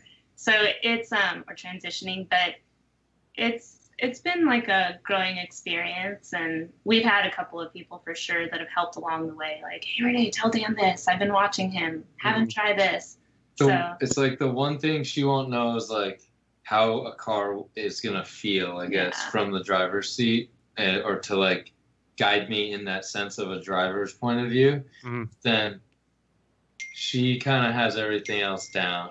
Right. Yeah. Well, I think a lot of people spotters, like Forsberg's spotter, Scott, I don't think he's drifted, but he did tons of dirt track, of course. And I think a lot of people spotters aren't necessarily drifters themselves. Not that wouldn't help, but it's definitely, I think every driver needs their own unique recipe for a spotter, because it depends on how influenceable you are by being told that you didn't do so well. Like, what do you tell Dan? What do you tell Dan if he's on a chase run against, let's just say Dean, because James Dean, because he's the one to beat these days. Like, let's say that he's in a chase lap and he just got his ass kicked in his chase lap. What do you tell him?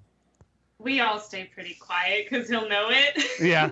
But like when she does, there's moments where I tell him like, that's not cutting it. That's not good. Like during practice or something.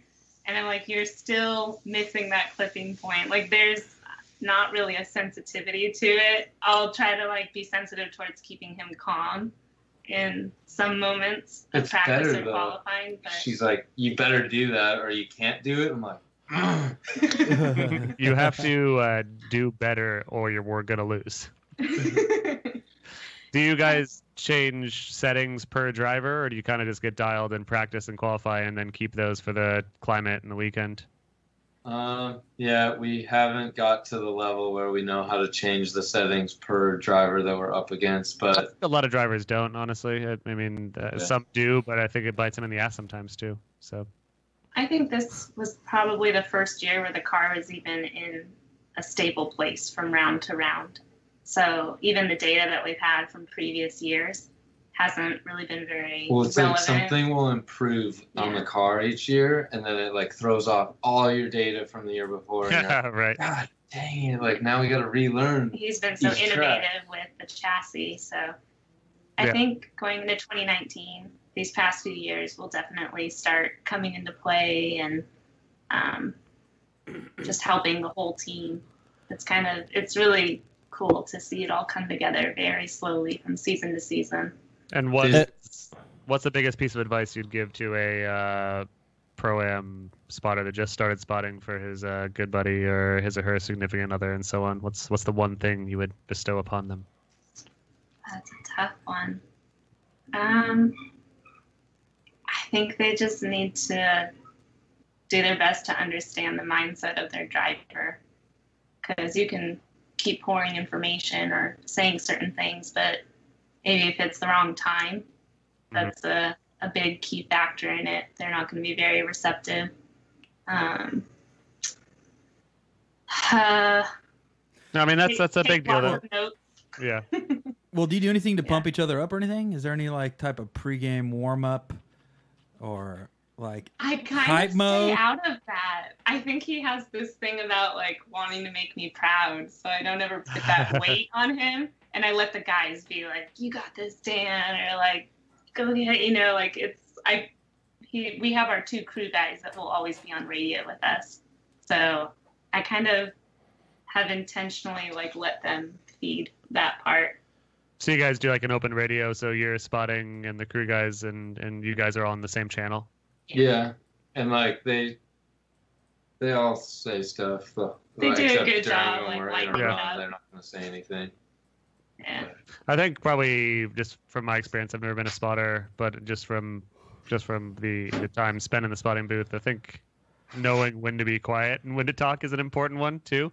I think that there's times where it's like this driver doesn't need to hear anything else. Like he knows what he has to do, and if you keep on feeding them information, they might mess up because they don't need to overthink the situation. You know, there's a lot of instincts involved.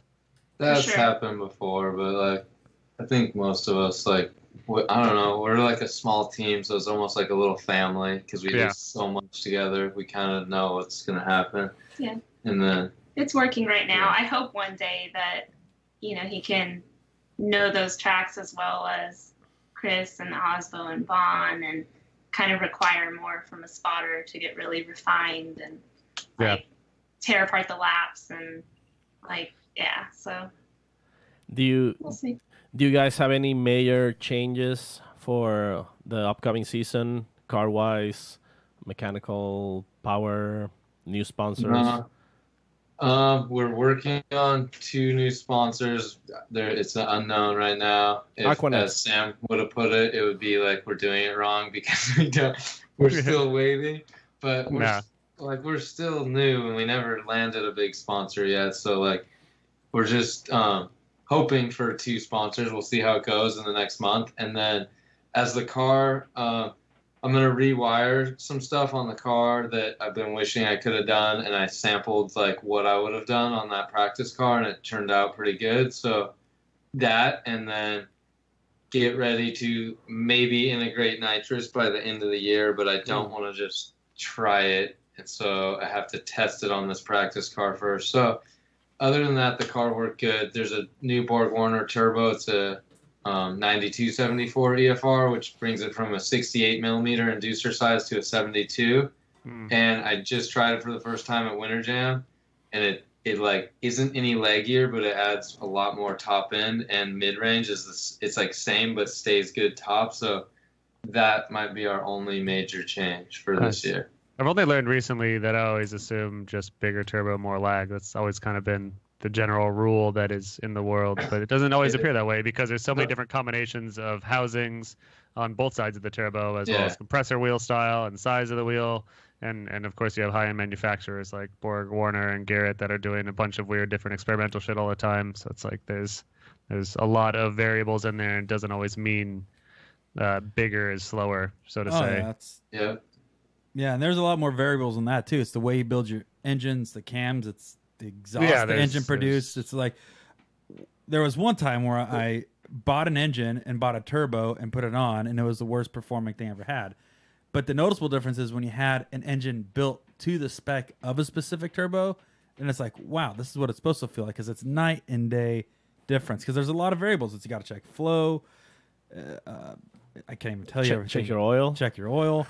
But there's a night and day difference, and especially like he was saying earlier, it's like in some cases you can make it feel like a V8. That's a properly spec'd engine to turbo ratio.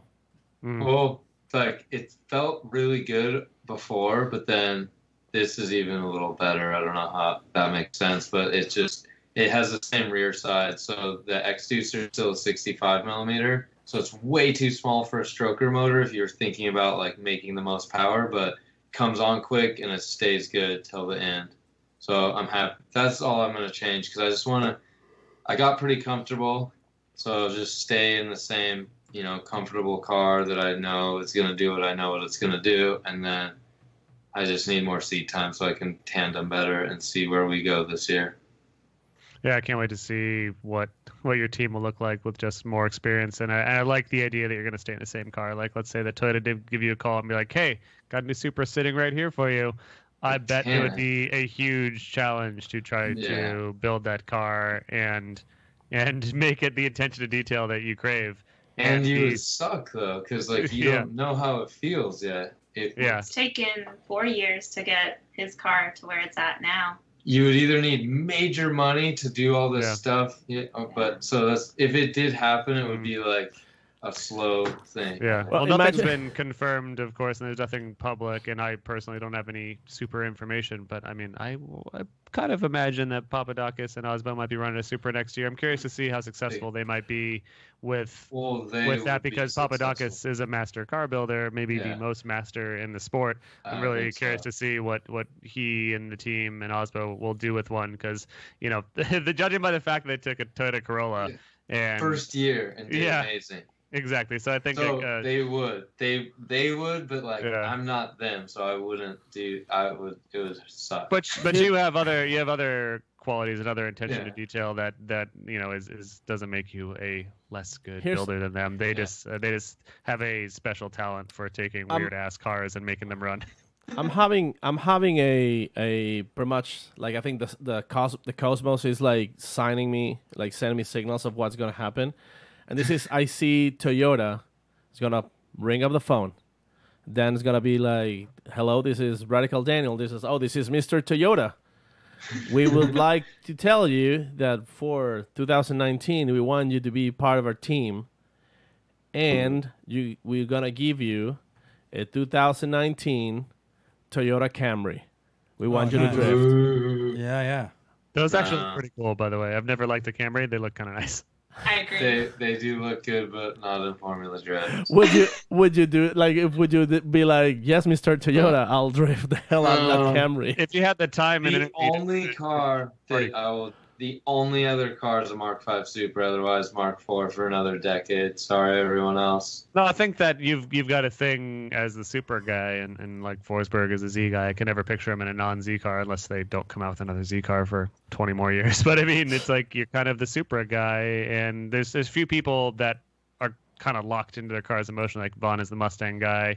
I can't ever see you driving anything other than a Supra, and that's awesome. I think it's cool that people can identify you as the Supra guy. And for a while now, I don't want to be wrong in this, but there's not been another Supra and Pro for a long time. Just Ola and Pro 2. So yeah. And that turns you into like this hometown hero for a lot of these kids, because not that Supras are affordable, but it is one of the coolest cars that is still out there, and everyone loves the car. Then a lot of people refuse to move on to modern 2019 stylings. There's definitely something to be said about a 95. Is your Pro car a 95? Yeah, it's a 95 also, and Renee's Daily's a 95. I guess there's just a lot of 95s. Yeah. Man, I kind of want one. I saw that the new JDM import laws, we can now import Supras, and they're like a little bit cheaper a lot of times than the American ones, and it's like, man, I can actually get in a Supra here for 30-ish K, and that's pretty crazy. Do it.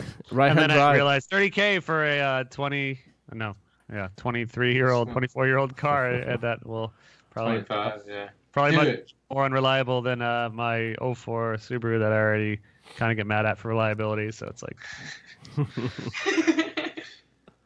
it's worth it. You should do it. Just don't think about it. Just do it. Just don't think about it. Do it. I mean, 2Js are obviously ridiculously good, and they have ridiculous support. Turk's 2J FRS was just doing screaming donuts at rev limiter for probably way too long in front of our office today, and there's no issues with that. So nice. I don't know. In a perfect world where I had an unlimited garage space, I could easily have all the 90s treats and not buy anything else. But California living, baby.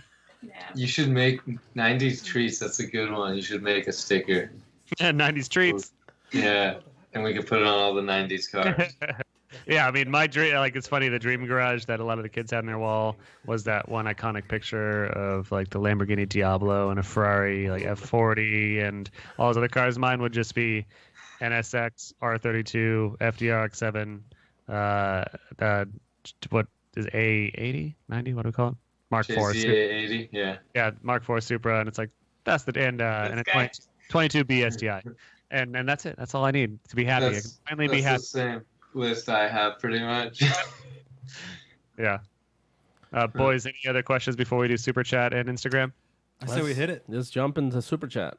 All right, first and foremost, Red Cheddars, hopefully you're still here. I've been waiting a little bit for this. I don't really understand the question, but Dan, who would win in a battle, Paco or Red Bull Becky?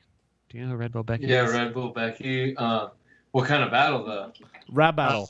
First of all, who's Red Bull Becky? She's the girl that I did like a little on Queen Red Bee. Bull Queen TV. Bee, right? Yeah, her Instagram handle is Queen Bee. She lives in England. She does like Red Bull TV, and I did a little episode with her earlier this year. And so who would win in a rap battle? Ooh. That would be a really good rap battle. I think Paco's like has more endurance, so for this he'd win. Good job, Paco. Nice job. Paco just beating up women again. Paco would win? Yep. Yeah. Dan, are you Thank good you. at flowing? No. Nah. All right. I see then. And then long-time super chatter, first-time super chatter, Paul Veleshkov. Dan, Road Atlanta 2019. It's top 16. You're on top of the hill. Pat Gooden is lined up next to you, as we learned just a few short weeks ago in Matt Field's S14. What do you do to beat him? He's smiling at you. Oh, he's smiling at you. What do you Yeah, do I to forgot beat say him? smiling at you. You bring a beer to the line and open it. What Find kind- out what his favorite beer is. And it's Light. Bud Maybe. Light, I don't know. maybe. No, I forgot. not a beer. It has to be either a White Claw White or Claws, a Twisted Tea. Yeah. It Claws is are- White Claw. It is. You're right. I White bring Claws a are White Claw to the line, and then I hand it to the guy that's like gonna say go, and I'm like, hey, hand this to Pat, and then Pat will forget to go because he'll be enjoying his first sip. Oh, good All right, point. That's Pat. Great. Oh, Perfect. Paco's got a White Claw right there. We Yeah, really need no, to I've get been, sponsored I've been by them. chugging So does White Pat. Claw during the whole episode. We've been giving White Claw so much business for free, either on the show or at Grid Life. Oh, second. Hey. Yeah. Yeah. Okay, Pat's allergic to chocolate. That's how I can beat it too. What? Is he like a dog? No, Yes. I tried to give him a chocolate chip cookie, and he put it in his mouth, and he's like, "Ah, chocolate!" No, you were putting it And in he his spit it mouth. into my hand, and then I ate it. Well, Nice. Fun a fact, good guys. Fun fact. Today it's Pat Gooden's birthday. Happy birthday! Yeah, he became 30. He's young. He doesn't I've look a day decided over that I'm going to end our 63. public beef after that episode and how dark we got. I'm going to end our public beef for approximately 1 week, and then 2019 we're back on. But happy Back birthday, Pat! I love you. No, you Bitch. don't.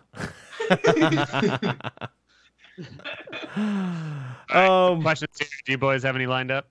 Well, first of all, I'm gonna reprehend Radical Daniel because he committed an Instagram question sin. Oh, did he go through answering them already? He's already Some of answered. it. All right.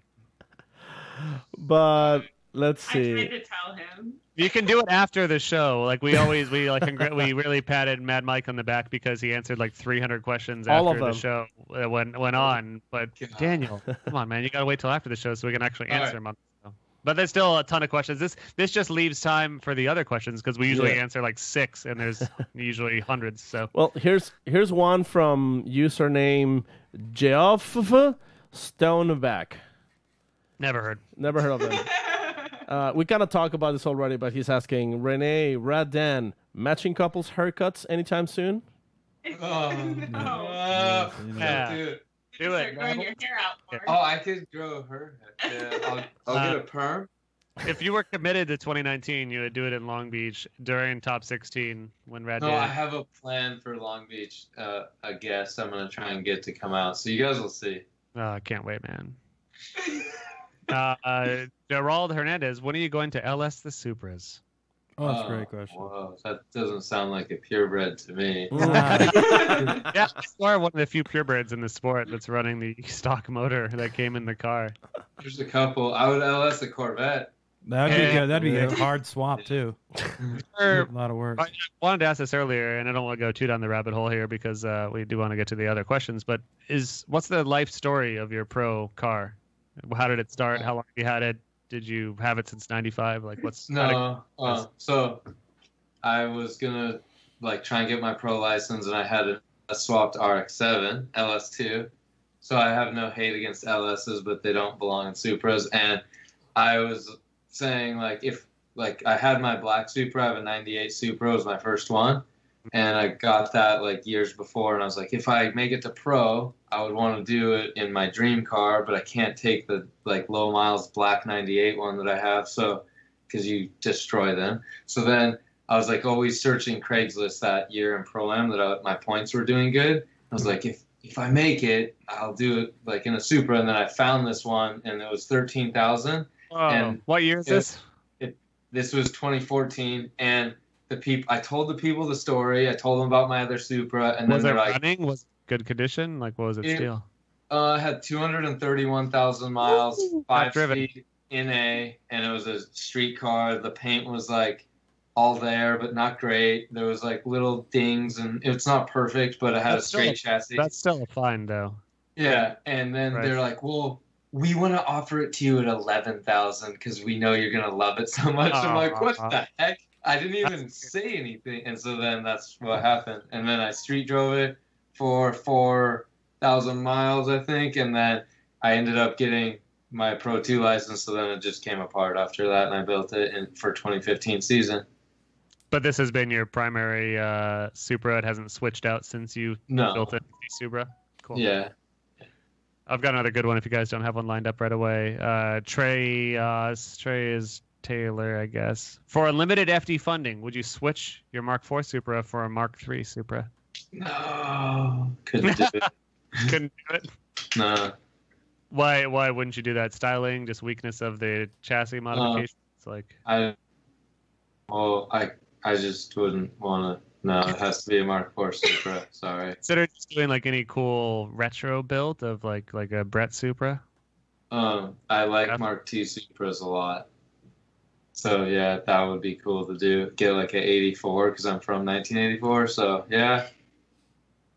Yeah, there's something special about. For me, it's 86 cars, like just like the original 86 Corolla is what really got me excited about drifting cars initially. And it's like, oh, that's something from the year I was born, and that's kind of special in its own right. Yeah, I would do a Mark II Supra as like a fun car. Sick.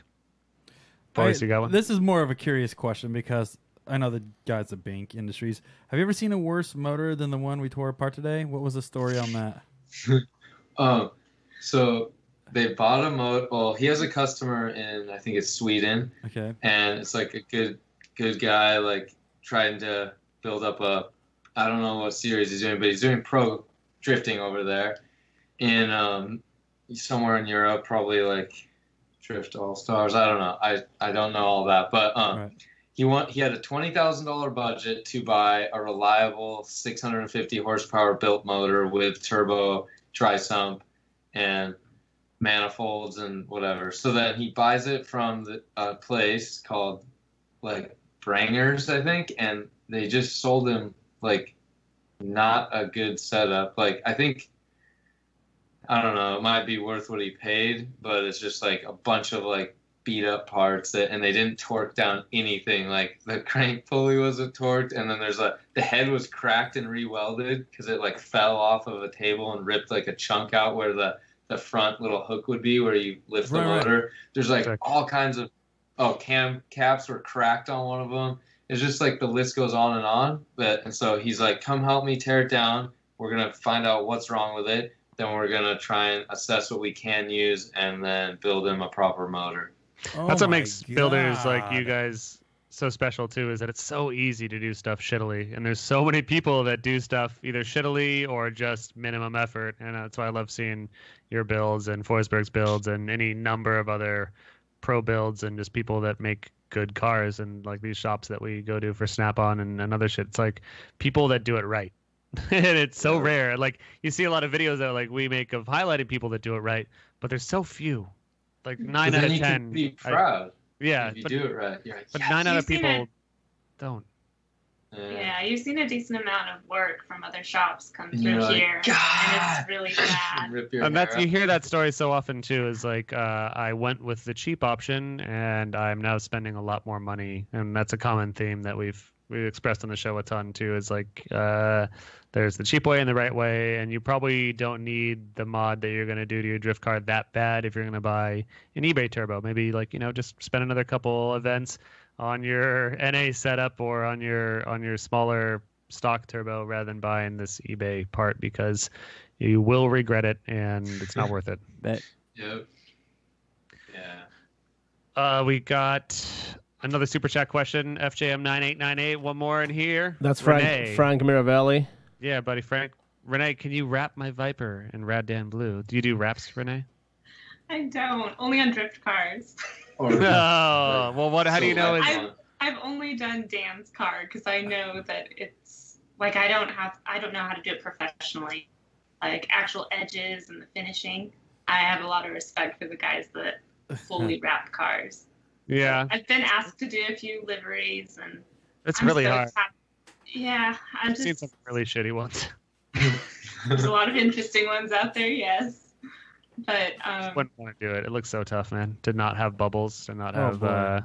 It's so satisfying though to like when you actually do it, and it's the material is. I'm just amused by it because it's so forgiving. Yeah. And it's kind of hard to mess up, believe it or not. It if you're is. working with good material. If you're working with cheap material, just stop.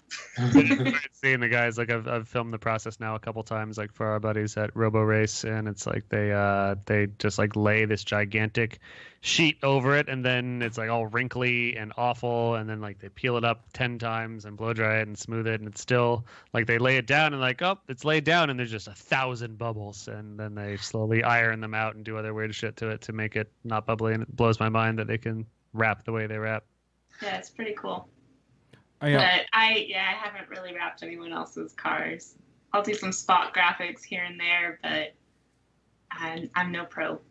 Do you spit any wraps? Can you do flows? I know Dan said he couldn't. Oh no, I didn't. No, sorry. Stick to vinyl wrapping. All right, fine.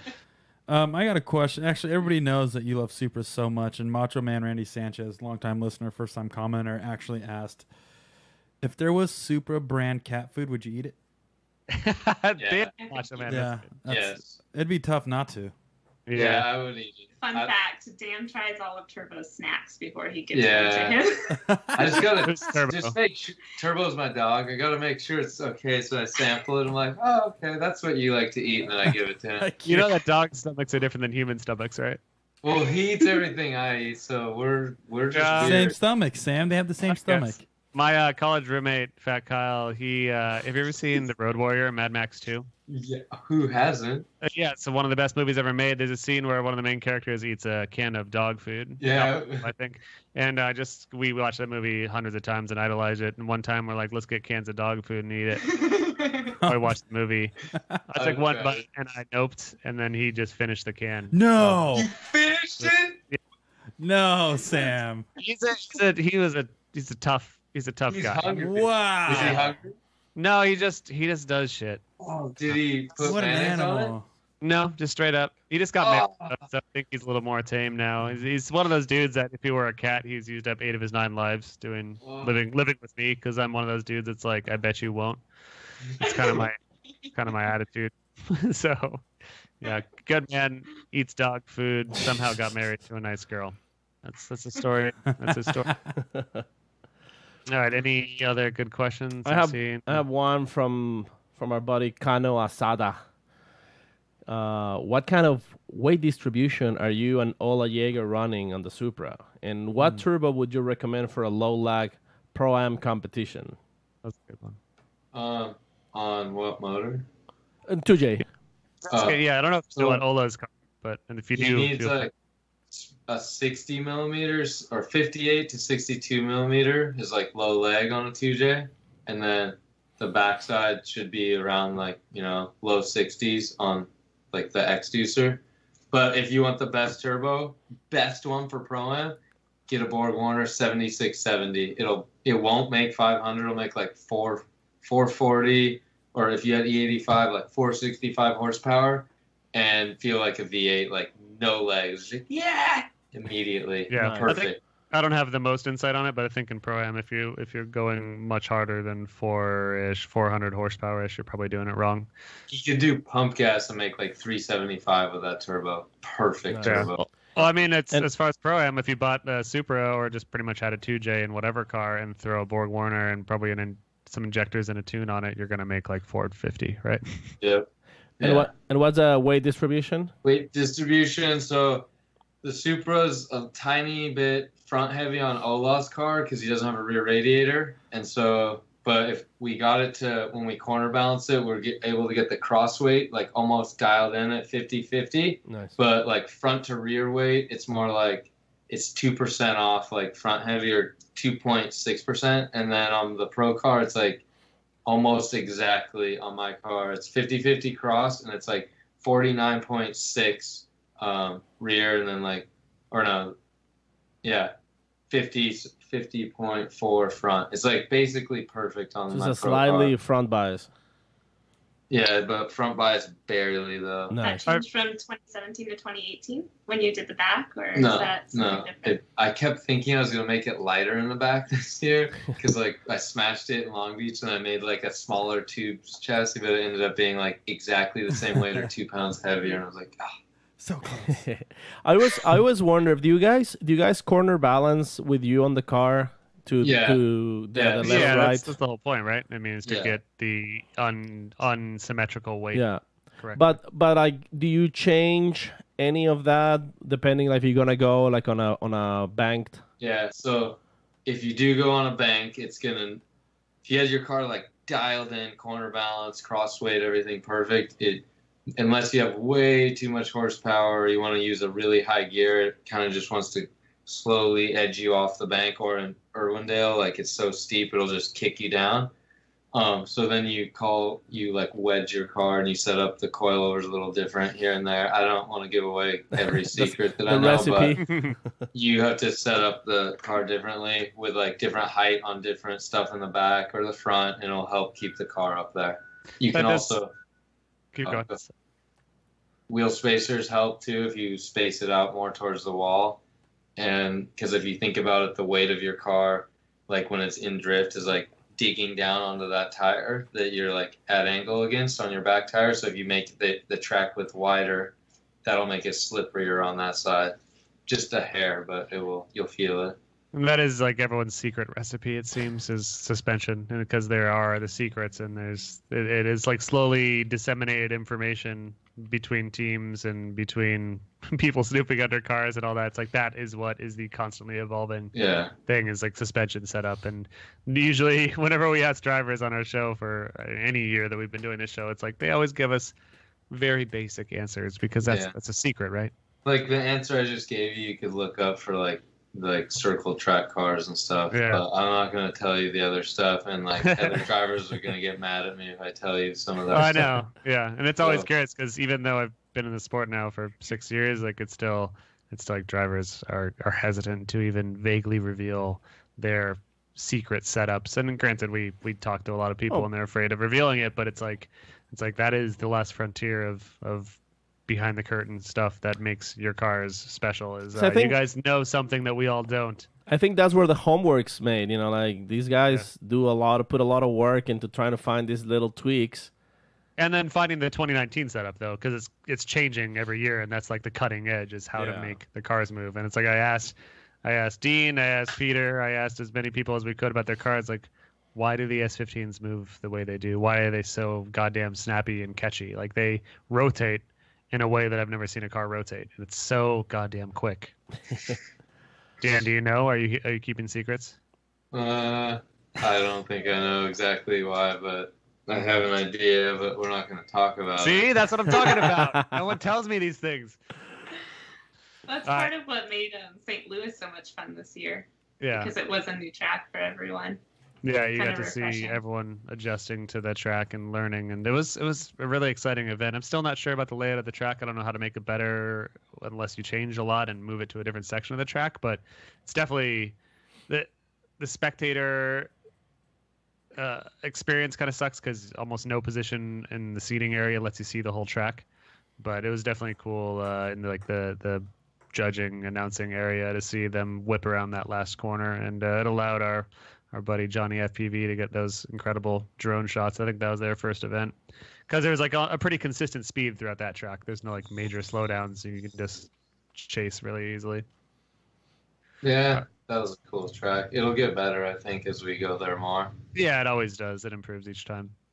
Got another good question here. Could be the last one unless you guys have more. I have From one our quick good buddy one. 2JZ No Shit.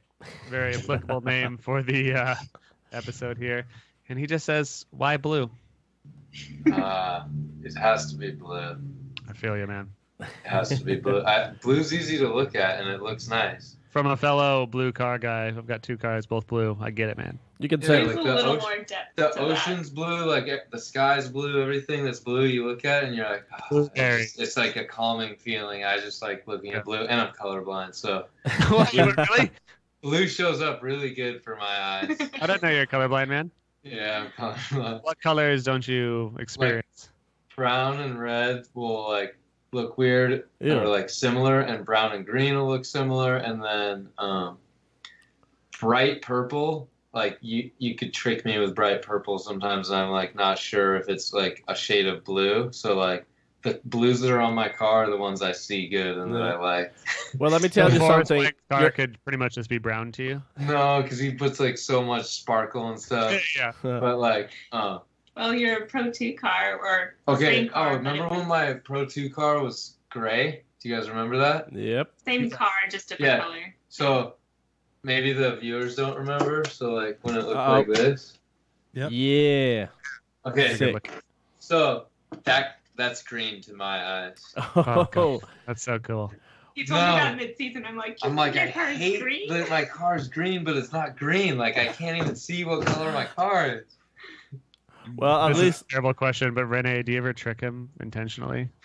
Sometimes. I don't know if I trick him, but I'll be slightly amused to just kind of sit back and see what colors he guesses. I couldn't help myself if like someone I loved was colorblind, and by no means would I want to pick on them if they were sensitive about it at all. But if they were like totally accepting of the weird ass genetic thing that occurred many thousands of years ago, where like one person spread a lot of their genes and they just had this little deficiency, or not deficiency, but this little genetic trait that just spawned this whole group of people in the world that can't see the differences in these colors. Like, it's very interesting to me, and I would absolutely fuck with someone if But then, I. like, hey, like growing up colorblind, you like realize like, okay, men will not have purple clothing most of the time. So like you can like usually just guess, and you'll guess 90%. I'd say 90%. Process Like, of elimination. yeah, you like have your process of figuring out what color it actually would be, and so usually you're pretty good at I'll it. never forget when he was wiring his RX-7. Oh no, And that's got to be rough. he was asking me, what color is this? What color is that? I'm like, oh my gosh, is he going to be able to do this? No, 'cause I I'm have just to, looking at like- this rat nest But then with a I'll harness. see what she'll tell me, like, that's orange. I'm like, well, it doesn't look orange, but I remember the one that looks like bright green is orange, so then I know, and then I can, like, and I'll make it, I always make them always work. So, Yeah. but it's just, you have to use a different way. We'll give an AM intake or something equally awesome to a fan that makes a T-shirt that has a secret colorblind message for Radical Daniel. There you go. that, So you know those colorblind tests where like Yeah. they have like the circles and the They're stuff in the fun. back. It shouldn't be mean, but do whatever you want, you assholes. No, yeah, that's fine. Message that Dan can't see. And I won't care. Do it. I'm sure Chris Made AM buddy would happily support this cause. But all right, you boys see any other cool questions? one real quick from J Tyler 4. Will you come to the land of the mullet, aka Straya? Oh, yeah. Got a bunch of paddocks out there. I've been there once, but yeah, get me out there. Let's go. Let's do it. Drifting should bring me there, hopefully. 2019. Okay, let's do it. So that's how I feel about most things. It's like I want to go there. Will drifting bring me there? And we were just talking about that with Jared, like all the places that drifting and motorsports have been taking him. Yep. Yeah. Well, he's So- been a busy boy. I saw him like 6 weeks ago, and I'm like, oh, what's your next few weeks look like? And he explained, I'm not going to be home for the next 5 weeks, and it made me respect the man even more. But I still want to throw it out there that as much as that guy travels, I reached executive platinum before him this year. So as much as that guy said that he's on the road a lot, and he was this past month, I still traveled more than you, Jared Deanda, before the month. And speaking of which, do you hate flying, Dan? Yeah, I do not like flying. Yeah, Corey, you had some commiseration with camaraderie with Dan in that because you guys are not flying fans, either of you. Nope. Well, I usually can't see you have sit. layovers. You usually have layovers, don't you?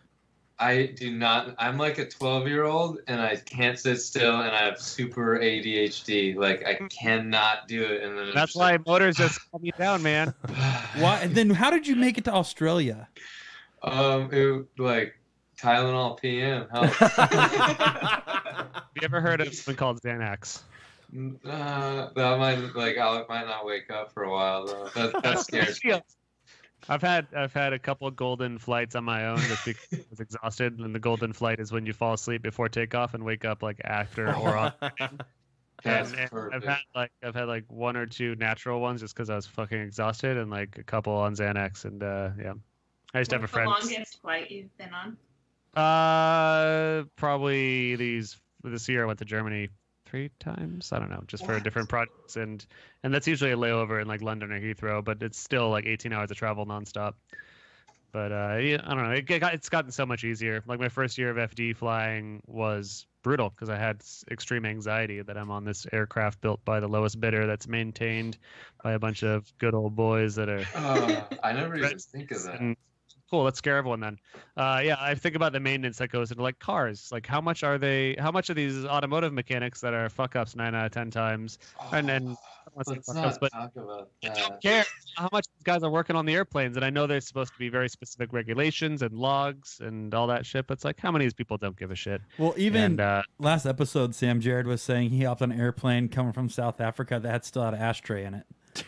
Yeah, and that's the other thing too. A lot of these airplanes are 40 years old that are refit because they figured out 40 years ago it's like these things will work. They've been engine swapped. 2018, they're like, let's throw some TVs and some USB ports. See, like that's what's similar between drift cars and airplanes.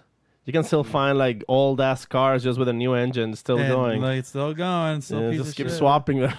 But for those nervous flyers out there, one thing that really helped me a few years ago when I started flying 100 days a year for my job and shit, is like I learned, and this fact is very helpful, that no plane has ever been brought down by turbulence. And like those are times you're fucking scared. Is like I was flying over the middle of the Atlantic Ocean for this last Germany trip for Kia, and it's like Kia Red Bull, and the plane was going hard. Like it was moving in ways that planes shouldn't be able to move. And I got nervous for a second, and then I just fell back asleep and enjoyed the roller coaster because no plane, from what I understand, this could be wrong, someone can send me a fact, has ever been brought down by really bad turbulence. It's just riding the clouds, or not the clouds, the thermoclines. I don't know. It's just riding these different temperatures and the air. Or brought a plane down, so they get brought down due to other malfunctions. But like turbulence is, you have a higher chance to cracking your head open in the tub. The higher chance shit never comforted me though. The idea that a plane's never been brought down from turbulence made me comfortable. Yeah, and the idea that like finally being slightly satisfied with my life, that if I died I wouldn't be that upset. Like that's not my consolation. You wouldn't have an option to be upset, Sam. I know, that's the thing though too. It's like I used to be really concerned about not living anymore, and then I realized like, oh well, not like I would know. But like when you do the near-death experiences, those are always the most exciting. Yeah, I guess after the fact, after you realize that you still got more time. Yes. But I was gonna ask you, Sam, if a plane was going down and you're in it, what would you be doing before it went down? I would probably put my pants on my head and run down the aisle screaming. And then they find we found a guy with the pants on his head and a belt around his ankles. Oh my god! The only guy that survives for some reason. Interviewed with pants on your head. Yeah. They wake you, or you don't even get knocked out, and you're like, oh yeah, okay. Great ass stories like that too. Of like, hey Corey, what would you do if the plane was going down that you were in? I'd probably start a kissing booth and just line up the whole plane. Kissing booth? That's all right. This is your last chance. Yeah. Have you guys all seen the movie Clerks? No. It's the opening scene of the movie, and it's a guy. You should all see this because I'm not going to describe it very well. But it's just a friend telling a friend, a very low budget Kevin Smith movie, and it's a friend telling a friend a story about this. There's a bunch of people on a plane, and the plane starts going down. And everyone starts panicking, and one guy just starts jerking off, and then what are you doing? He's like, I don't know. He's like, my last few seconds of my life, like I'm gonna do this, and then suddenly the whole plane just starts whipping him out and going off, guys and girls, everyone's going for it, and then everyone's just like a whole orgy thing going on. Then all of a sudden the plane levels out, and the turbulence stops, and they say the plane's gonna be fine, and everyone just puts away their shit. It goes back to business. What's the best story that I completely butchered it, as Paco says, but I highly recommend. guys find that because it's beautiful. And on that, hey, And then Ashton Kutcher pops on and says, "You just been punked." all right. Any more questions, I'm out. gentlemen? I'm out. I think Sick. that's it. Well, Okay. it's been a pleasure once Yeah, again. absolutely. We're very happy to have you, Renee. We can't wait to talk to you guys again. Whenever it is we talk to you again. Surely when you get your first podium this season. Is it your first? Have you been on the podium for pro yet? No. Well- It can happen. It'll happen this year. Next year. No. 2019. I'll see you next year. See you next year. Yeah, 1 week. Well, But- thanks for having me. It's Yeah, always fun. it's been a Yeah, pleasure. buddy. What do you guys? Any thank yous to sponsors, team, friends, anything you guys want to shout out? Thank you to all our sponsors. They're all really equal to us at this point, and we're thankful to have everyone. Nexon Tire is probably our biggest sponsor, so thank you, Paul. And Nexon. Too. Thanks, Paul. And Paul also just sent me some Sir G4. Is that correct? Yeah, they're sticky. Yeah, they're sticky. I just got them from Daily. My shitty last tires blew out on the freeway on the way to Disneyland, of all places. The happiest. Yeah. Supposed to be the happiest day. And y'all love this because you like being prepared and effective. I never checked in this car that I've had for 3 years if it had a spare tire kit in the back. I blew out this tire on the freeway, and I go to the back, and the spare tire is there. The wrench is not there, and the jack is there, but the huge, gigantic pole that you circle around the jack is not there. So I Useless. ran, because I'm still trying to get to Disneyland. Obviously, I ran. But pulled off on the side of the 405 and ran to a used car dealership down the road. Asked the very nice men there if they could provide me with any sort of spare tire kit. They gave me one out of a truck, and it thankfully had at least a wrench I could turn the lugs with, but no crank essentially for the jack. So I ended up using the actual bolt that secures a spare tire into the car as a crank for this jack. It's about 4 inches long. So it took like an hour? About an hour, and I fucked up my hands doing it. It was the worst. And anyways, thanks, Good Paul. job. Thanks, Paul and Nexon for too. It's the first day I drove my car home on my new Nexon tires, and they are awesome. They feel really good and solid. And Ready for the really toge. actually. Mm, Thanks, good. Nexon. You guys Now have you can just throw it in. Like, Yeah. wow. it's super creepy. So, you also run do you run AEM filters in your car? Yes. Thank you, AEM. Yep. Borg Warner Turbos. There's too many sponsors. I can't do that, but thank you to all of them. Put And, people in the spots like how many sponsors? but can thank the fans, because the fans make all this possible. Yeah. Yep. Fans and, are cool. and fans that are Rad Dan's fans or our fans that don't follow Rad Dan yet follow the Rad Industries. Renee and Dan, they were some of our favorite drivers. And vice versa. Times. Our fans need to follow you guys. Yeah. And go to go, Driftcast. there you go. And go to their website and get yourself a Rad shirt. Coolest merch in the biz, I think. I love your guys' shirts. So Thanks, guys. Thank Yeah. you guys. Awesome. Do you guys have happy holidays Yeah, we'll see you guys hopefully in Long Beach. next year? definitely. Okay. LS400 Drift Taxi. What? Oh yeah, that got to be picked up. Oh, Big yeah, we're- balls. Get that organized. We're still texting after this, so we'll get back and we'll forth follow with up that. with that. Sweet. Okay. All right. Thanks All for right, you having two. us, We'll guys. see ya. See you Have a guys. good night. Bye. Now you have to hang out because otherwise we gotta Okay. still listen while we talk. Bye, everyone. Oh no. Well, boys, this is it. Before you go somewhere further, I was going back to the conversation with Sam needed a jack. I just picture Sam running into a used car lot saying, "Hey, somebody give me a jack! Come on, jack me up off It this thing. was- Come it on, was somebody actually crank my hilarious jack."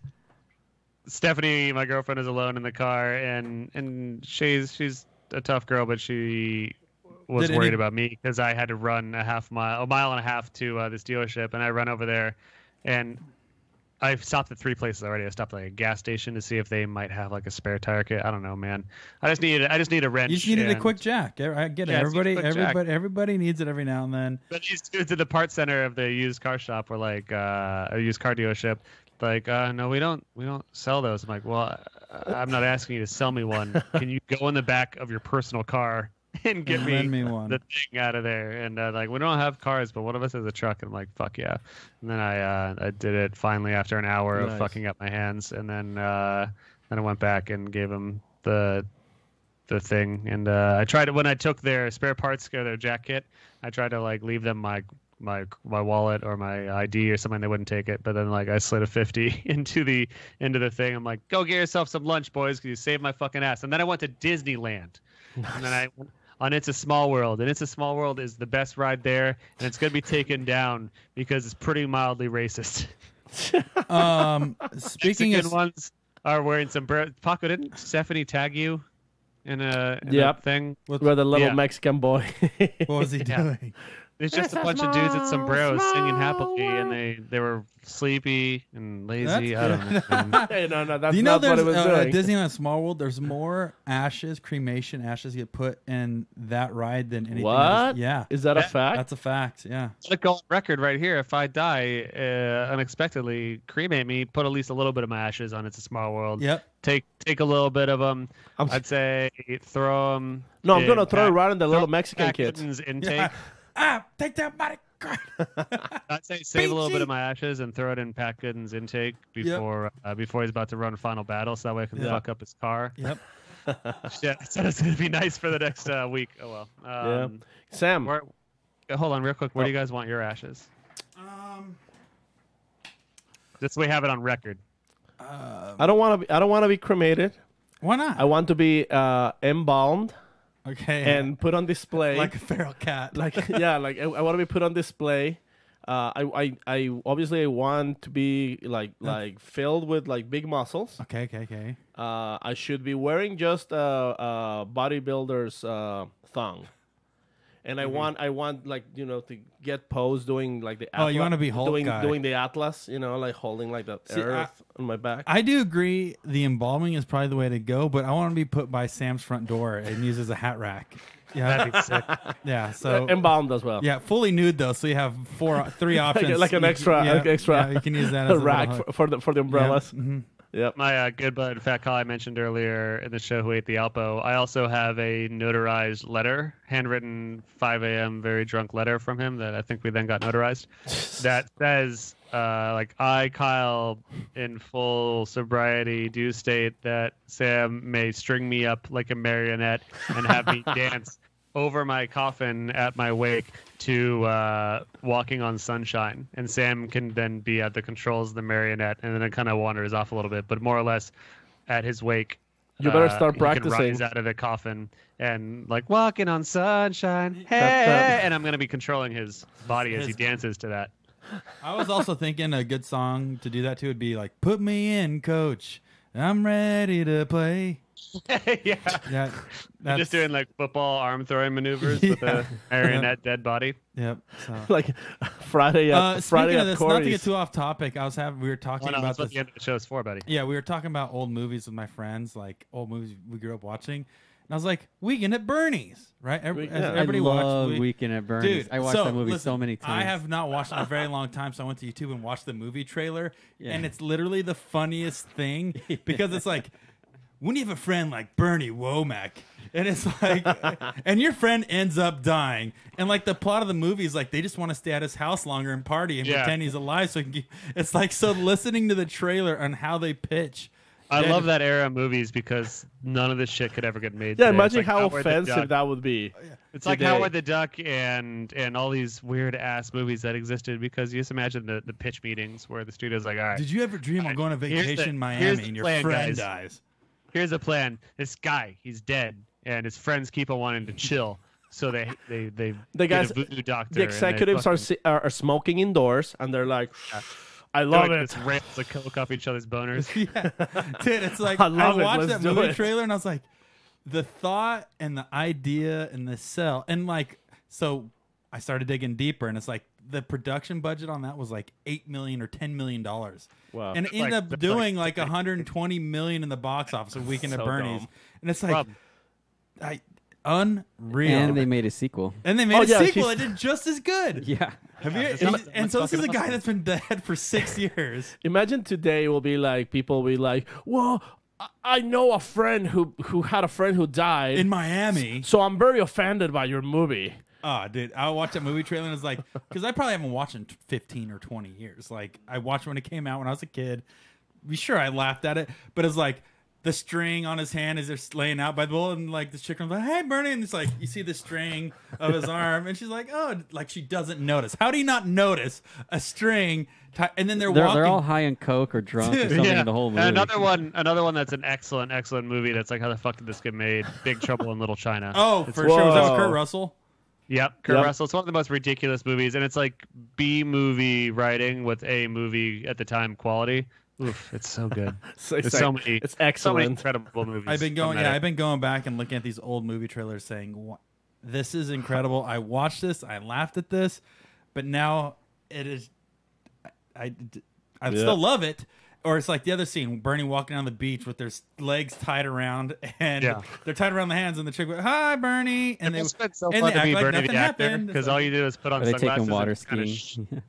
You just kind of shimmy. Then that movie will also be so scrutinized today. Like a lot of people will be like, well, that's like physically impossible. The body will have rigor mortis like after a couple hours of being full deceased. dissection of the movie. Dude, you don't get it. Yeah, dude, like, Bernie partied hard. He partied for 10 years dead straight, dude. Plot twist: he wasn't tried really doing dead. that He was alive. just in a coma. On your break, listeners, you have some work to do. You got to watch Weekend at Bernie's. You got to watch Howard the Duck. You got to watch Big Trouble in Little China. Report back to us. So Sam, hold on. So Sam, I'm going to pitch you Weekend at Bernie's too. Yeah, no, there's two. I'm going to pitch it like how Am I the executive and you're the director? I'm the person who's kind of writing the script. The writer. I'm the writer pitching it to the production team. And so, because I think about you watch series 1, you watch scene 2, but I always envision how the pitch goes down. Right. So let's really visualize this. Okay. I'm sitting at a gigantic, ornate, polished wood table. I've got my rail boy next to me. He's lining up rails of coke. I'm smoking a cigarette. Yeah, the seats are rich Corinthian leather. Yeah, and then you open the door, and here you go. Okay. So hey, Weekend at Bernie's 1, Sam, was the greatest movie of all times. This guy, Bernie Womack, lived in a mansion in Miami. He lived the life we wish we lived when he was dead, and we can't even live that yet. But guess what? Season 2, Episode 2, Weekend at Bernie's. But here's the secret. Is Bernie still dead? Bernie is still dead. Okay? Plot But twist. here's the kicker that is much different. Since Bernie's been dead for 5 years, we're going to make him come to life with Jamaican music. And he's Bernie in Jamaica? He's going to go to Jamaica on a vacation. We're going to put Dead Bernie on a plane. It's like a disguise. Listen to me, you fucking puny ass writer. We're about to be rich, motherfucker. Where do I sign the checks? Wait. We're about to make $1 million, and we're gonna make 2018 money $50 million. Are you trying to say that this is gonna be some voodoo magic? That's not the only kicker, okay, guys. Bernie we're gonna dress him up in little hats, okay? But guess what? He's gonna be in the same famous Bernie clothes. That will never change. Okay? You got to get a cameo. You got to get somebody who's famous at that time to do a small cameo. Yeah, so we're gonna find a B-lister, another drug addict, just like most of you guys. Okay, so we'll cue the steel drums. Bernie starts walking. Okay, Bernie finds the treasure. End of the movie. Bernie's not dead. He's kind of alive to Jamaican steel drum music. What do you think? Love it, dude. Can you imagine what they had to be on to kind of pitch that and be like, "Yep, let's sign it." It's a special time where movies that's showbiz, baby. I love it. I love it. Yeah, I've been nerd talk. I'm not a big fan of movies, but I've been watching movies that flopped and movies that started with like Dumb and Dumber was a budget that was shot. The first one was like $12 million, and it did literally $500 million in the box office. And then it's like. Do you remember the movie I mentioned earlier, the Kevin Smith movie Clerks? I think it had a budget of like $58,000, and I think is the highest ratio grossing movie ever made because it made like $30 million or something like that. But it's probably much more than that today. But it was made with like, he was a very junior filmmaker and made it almost nothing. And it's just more or less a series of really ridiculous conversations. But it's these movies that are super interesting. So, do you want to know what the biggest flop movie is? You guys don't believe it? $27,000 budget, and it made $3.2 million. Okay, look up this one. This is the biggest flop. Pretty far off. That's great. This is the biggest flop, and I have Paco pull up the statistics. It's Pat. Oh, it's my Pat. God. Pull it up. Pull up the statistics. Hold on. It's Pat. Pull us up. This is the biggest flopping movie. Look at what they spent and what they brought. Is that the name of the movie? It's Pat, dude. It was ahead of its time. I thought it was that Eddie Murphy movie with like the Captain Pluto or something like that. It's Pat box office. Yep, that's it right there. It was a budget of $8 million, Okay, and look what it made. 60,000. Oh my God. They spent $8 million on it, and the box office only did $60,000. Even foreign investor, even China like revenue, man. That Yeah. wasn't at the Ugh. time. I don't think they showed too many movies. That was a terrible movie. Ugh. You know what's a terrible? You know what's a Maximum Driftcast? Maximum movie cast. You know what's a terrible movie though? That if people dare to watch this is 200 miles per hour, 200 mph.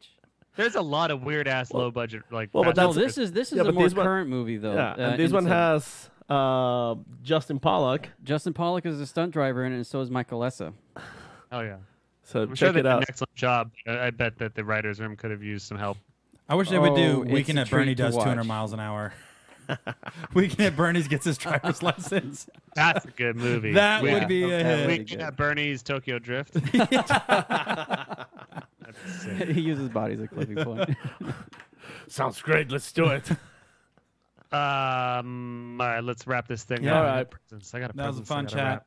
I'm driving to Phoenix. I'm driving out to you guys. on, Yeah, might be seeing What each day other do on you get in? You Saturday. get on Friday, Saturday? Did you get an invite to our Halloween Yeah, there's party? party Bread Holes. Yeah, we'll be there. Party. You It's guys, Saturday party. Brian, Let's get it. Corey, you guys are invited. Is everybody on Driftcast invited? Yeah, that's what I just said. Okay, cool. I'll put down to Brett's. There's All right. D and Brett. I'll let you in. Real quick, I already said thanks to Nexon for hooking me up with those sick ass tires. I'm really happy about that. Not a show sponsor yet. I don't know. Maybe you guys want to help out. But BC Racing just put some BCs on my car. I'm super excited about that. I had some 150,000 mile blown out TN coilovers that blew out in the Toga, and I threw some BCs in the car. I like that a lot. And if you guys want to have the most PC movie podcast on the show, then by all means, hop on. Awesome. All right, boys. And what? Hold on, real quick. We'll still have it's to. Christmas. This is the last show Yeah. before Oh, God, before it is. I January. forgot. Let's make sure to bring that up. You boys, what are you boys thankful for? Well, I'm going to start off by saying I'm thankful for water and pizza. I'm thankful for Pizza mostly. yeah, because I've been eating that a lot as it's good and nutritious for your bones. But I think what we should get excited about is what's happening for us in 2019. And once we have our plan and scheduled, we can't wait to release it. But we're looking to do a lot more on the Maximum Driftcast channel through YouTube and Facebook and social media. As we're still young, we're only been doing this for 2.5, almost 3 years now? 2 years? We're in the third, our 15 third years. year. We're in our third year, going on our fourth. Yeah. My God. 40th year doing this. We've got over 35 million people watching right now. So we want to thank all you guys. Yeah. 129 No, but I think episodes. 2019 is going to be a great year, and we're going to talk more about it as it comes up. But I'm really excited about potential projects that we have working on to give you guys more fun, free content to watch. And once again, that's a big contribution to our Patreons to allow us to do more and look at producing more fun content with ourselves and other drivers and making videos and stuff like that. So that's what I'm thankful for, is what the future is going to hold for all of us and our fans and friends. Mostly Weekend at Bernie related content. Oh, for sure. We're going to do a bunch of fun stuff like that. I am thankful for direct port nitrous injection, Very good. 4-core intercoolers, ball bearing turbos, and titanium valve springs. That's great. Thanks That's for really that. good. Did you recite that from memory, or did you look it up? I looked it up. Damn it. I wish Paco's actually going to get that I wish tattooed I on his knew it. lower back as a tramp stamp. I'm also thankful for Taco Bell, cheesy gordita crunches, Taco Bell menu. Crunchwrap Supremes. Can't go wrong. If you guys want to get a sponsor of the show, that's fine. If I would say also Baja Blast. La Croix. Yeah. I would say White Claw. White Claw. White Claw. Well, for White Claws, if you guys want a sponsorship, Yeah. Box Wine. If I could get just any box wine brand, we would happily Bota. accept more box wine. Yeah. Thankful for Brian, because he's been donating his time all these days. Donate his time. We control. are very thankful for Triple B and his massive balls. Those things are ginormous. Have you ever seen him, dude? He's a regular Tim Horton. Yeah. Can we end the show talking about Tim Horton? Sure. But before that, most thankful than anything, thanks for our patrons, because you guys are the ones who make the show. You guys are the engine and transmission for the Alpha and the Omega. And it's Tim Richards, Sam. So if you guys want to learn about race, Tim Hortons. Yeah. So if you guys want to learn about the history of NASCAR and somebody who impacted NASCAR in motorsports as much as Dale Earnhardt, look up Tim Richards, 30 for 30. I believe it's on Netflix, but you got to watch it tonight. And also Google Tim Richards donk picture. Group photo. Tim Richards group photo. It's actually a NASCAR Winston poster. Yep. Tim Richards. Google that, and you guys will be giving an idea of who this guy was. But I believe he was the first character in motorsports, the first guy with the personality, and he changed motorsports. But he's a big influence for most old school dudes. Check it out. Watch it. You'll learn a lot. Also hyper thankful for AM Intakes, our first sponsor of the show ever. Love you, Chris, and the rest of the AM Intakes family.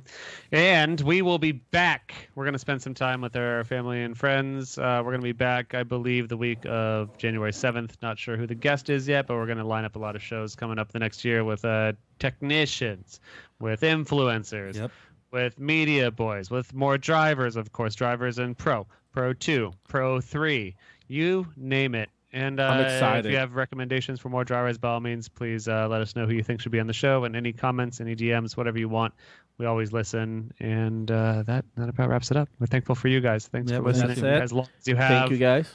Hope you all have a very happy holiday season, whether you're celebrating Boxing Day, the Kwanzas, Hanukkah is already over. Pinball. Sure enjoy it if you celebrate paintball. I'm gonna play paintball in February, by the way. Yeah. Let's go. I'm gonna shoot you in the nuts. I'm thankful. I'm gonna Sam. I'm gonna. Oh man. I'm thankful for cats and handbrakes. Yep. And that's I'm gonna shoot Sam. Cats and handbrakes. Thank you. I appreciate that. With a paintball gun. Well, man, guys, I could talk for 30 minutes about paintball guns. I started researching again. Do you know why you buy paintball guns? Because you do big old whippets out of the tank, and then you forget how to play paintball. Fuck you up so hard, Corey, when I see No, I can't. You better not come to Brett's So Christmas hold on, you party. have 2 days before you're here? Are you flying or driving? Driving with my cats in the car. Cool. Nice. I'll meet you halfway, just so you don't make it. Good. I'm going to do so many whippets I won't even recognize you. No. And I would probably be just laying in the street, browned out on paintballs. Can't wait. I'm going to eat paintballs to show you I'm not scared of paintballs. That's a good move. Yeah. I like that. It's way better than the Tide Pod Challenge, and I'll do it. You should put the paintballs in the freezer. Yeah, I'm going to stick them up Sam's butt so they can shoot them out in the toilet like they're little Hear me out. BBs. Here's for a business idea. Everyone earmuffs. Turn the show off right now if stop. you can. Okay, Brian, you got it stopped? Okay, stop cool. It. All right, Brian, stop. All right. Mute button on. You got it. Edible paintballs. Man. You can shoot them into people's mouths. From 400 yards away. Yeah. Just across the football field, I'm playing a little no, you should make a paintball gun that shoots Olive Garden breadsticks. That's a good idea. Yeah. Done. Also have a mod for Red Lobster cheese biscuits. Wow. It's a mod. It's a bolt-on to the barrel, a replacement barrel. We got to end the show, man. Yeah. Let's get out of here. Hope you enjoyed the last 30 minutes. It's probably, maybe we'll stop talking about drifting altogether in 2019. Just do a Weekend at Bernie's / business idea What podcast. if we did a Weekend at Bernie's review every week, and we just review it every week? The same movie. Yeah. Let's do it. I'm going to honestly watch it over the holidays just so I can get some new facts. Yeah, I'm our gonna first do that. show going back to 2019, we're going to have a lot of Bernie to talk about. Hopefully you guys do too. Once again, we're not joking. Do your homework. Watch Weekend at Bernie's 1, maybe 2 if you want to. Tim Richards, 30 for 30. And then Sam, take a minute and watch the movie trailer tonight and text me tonight of what you think of the... Right now, man. All right. We'll see you guys. Well, thanks. Thank you. See you guys next week. See you, Sam, in a couple days. Thanks, Brian. Next week. Thank you. I mean, next year. See you guys next year. Yeah, and thank you. Adios. Have a good night. The Bye-bye. end. 2018. Later. What? Where? Whoops. Okay. Yeah. Bye.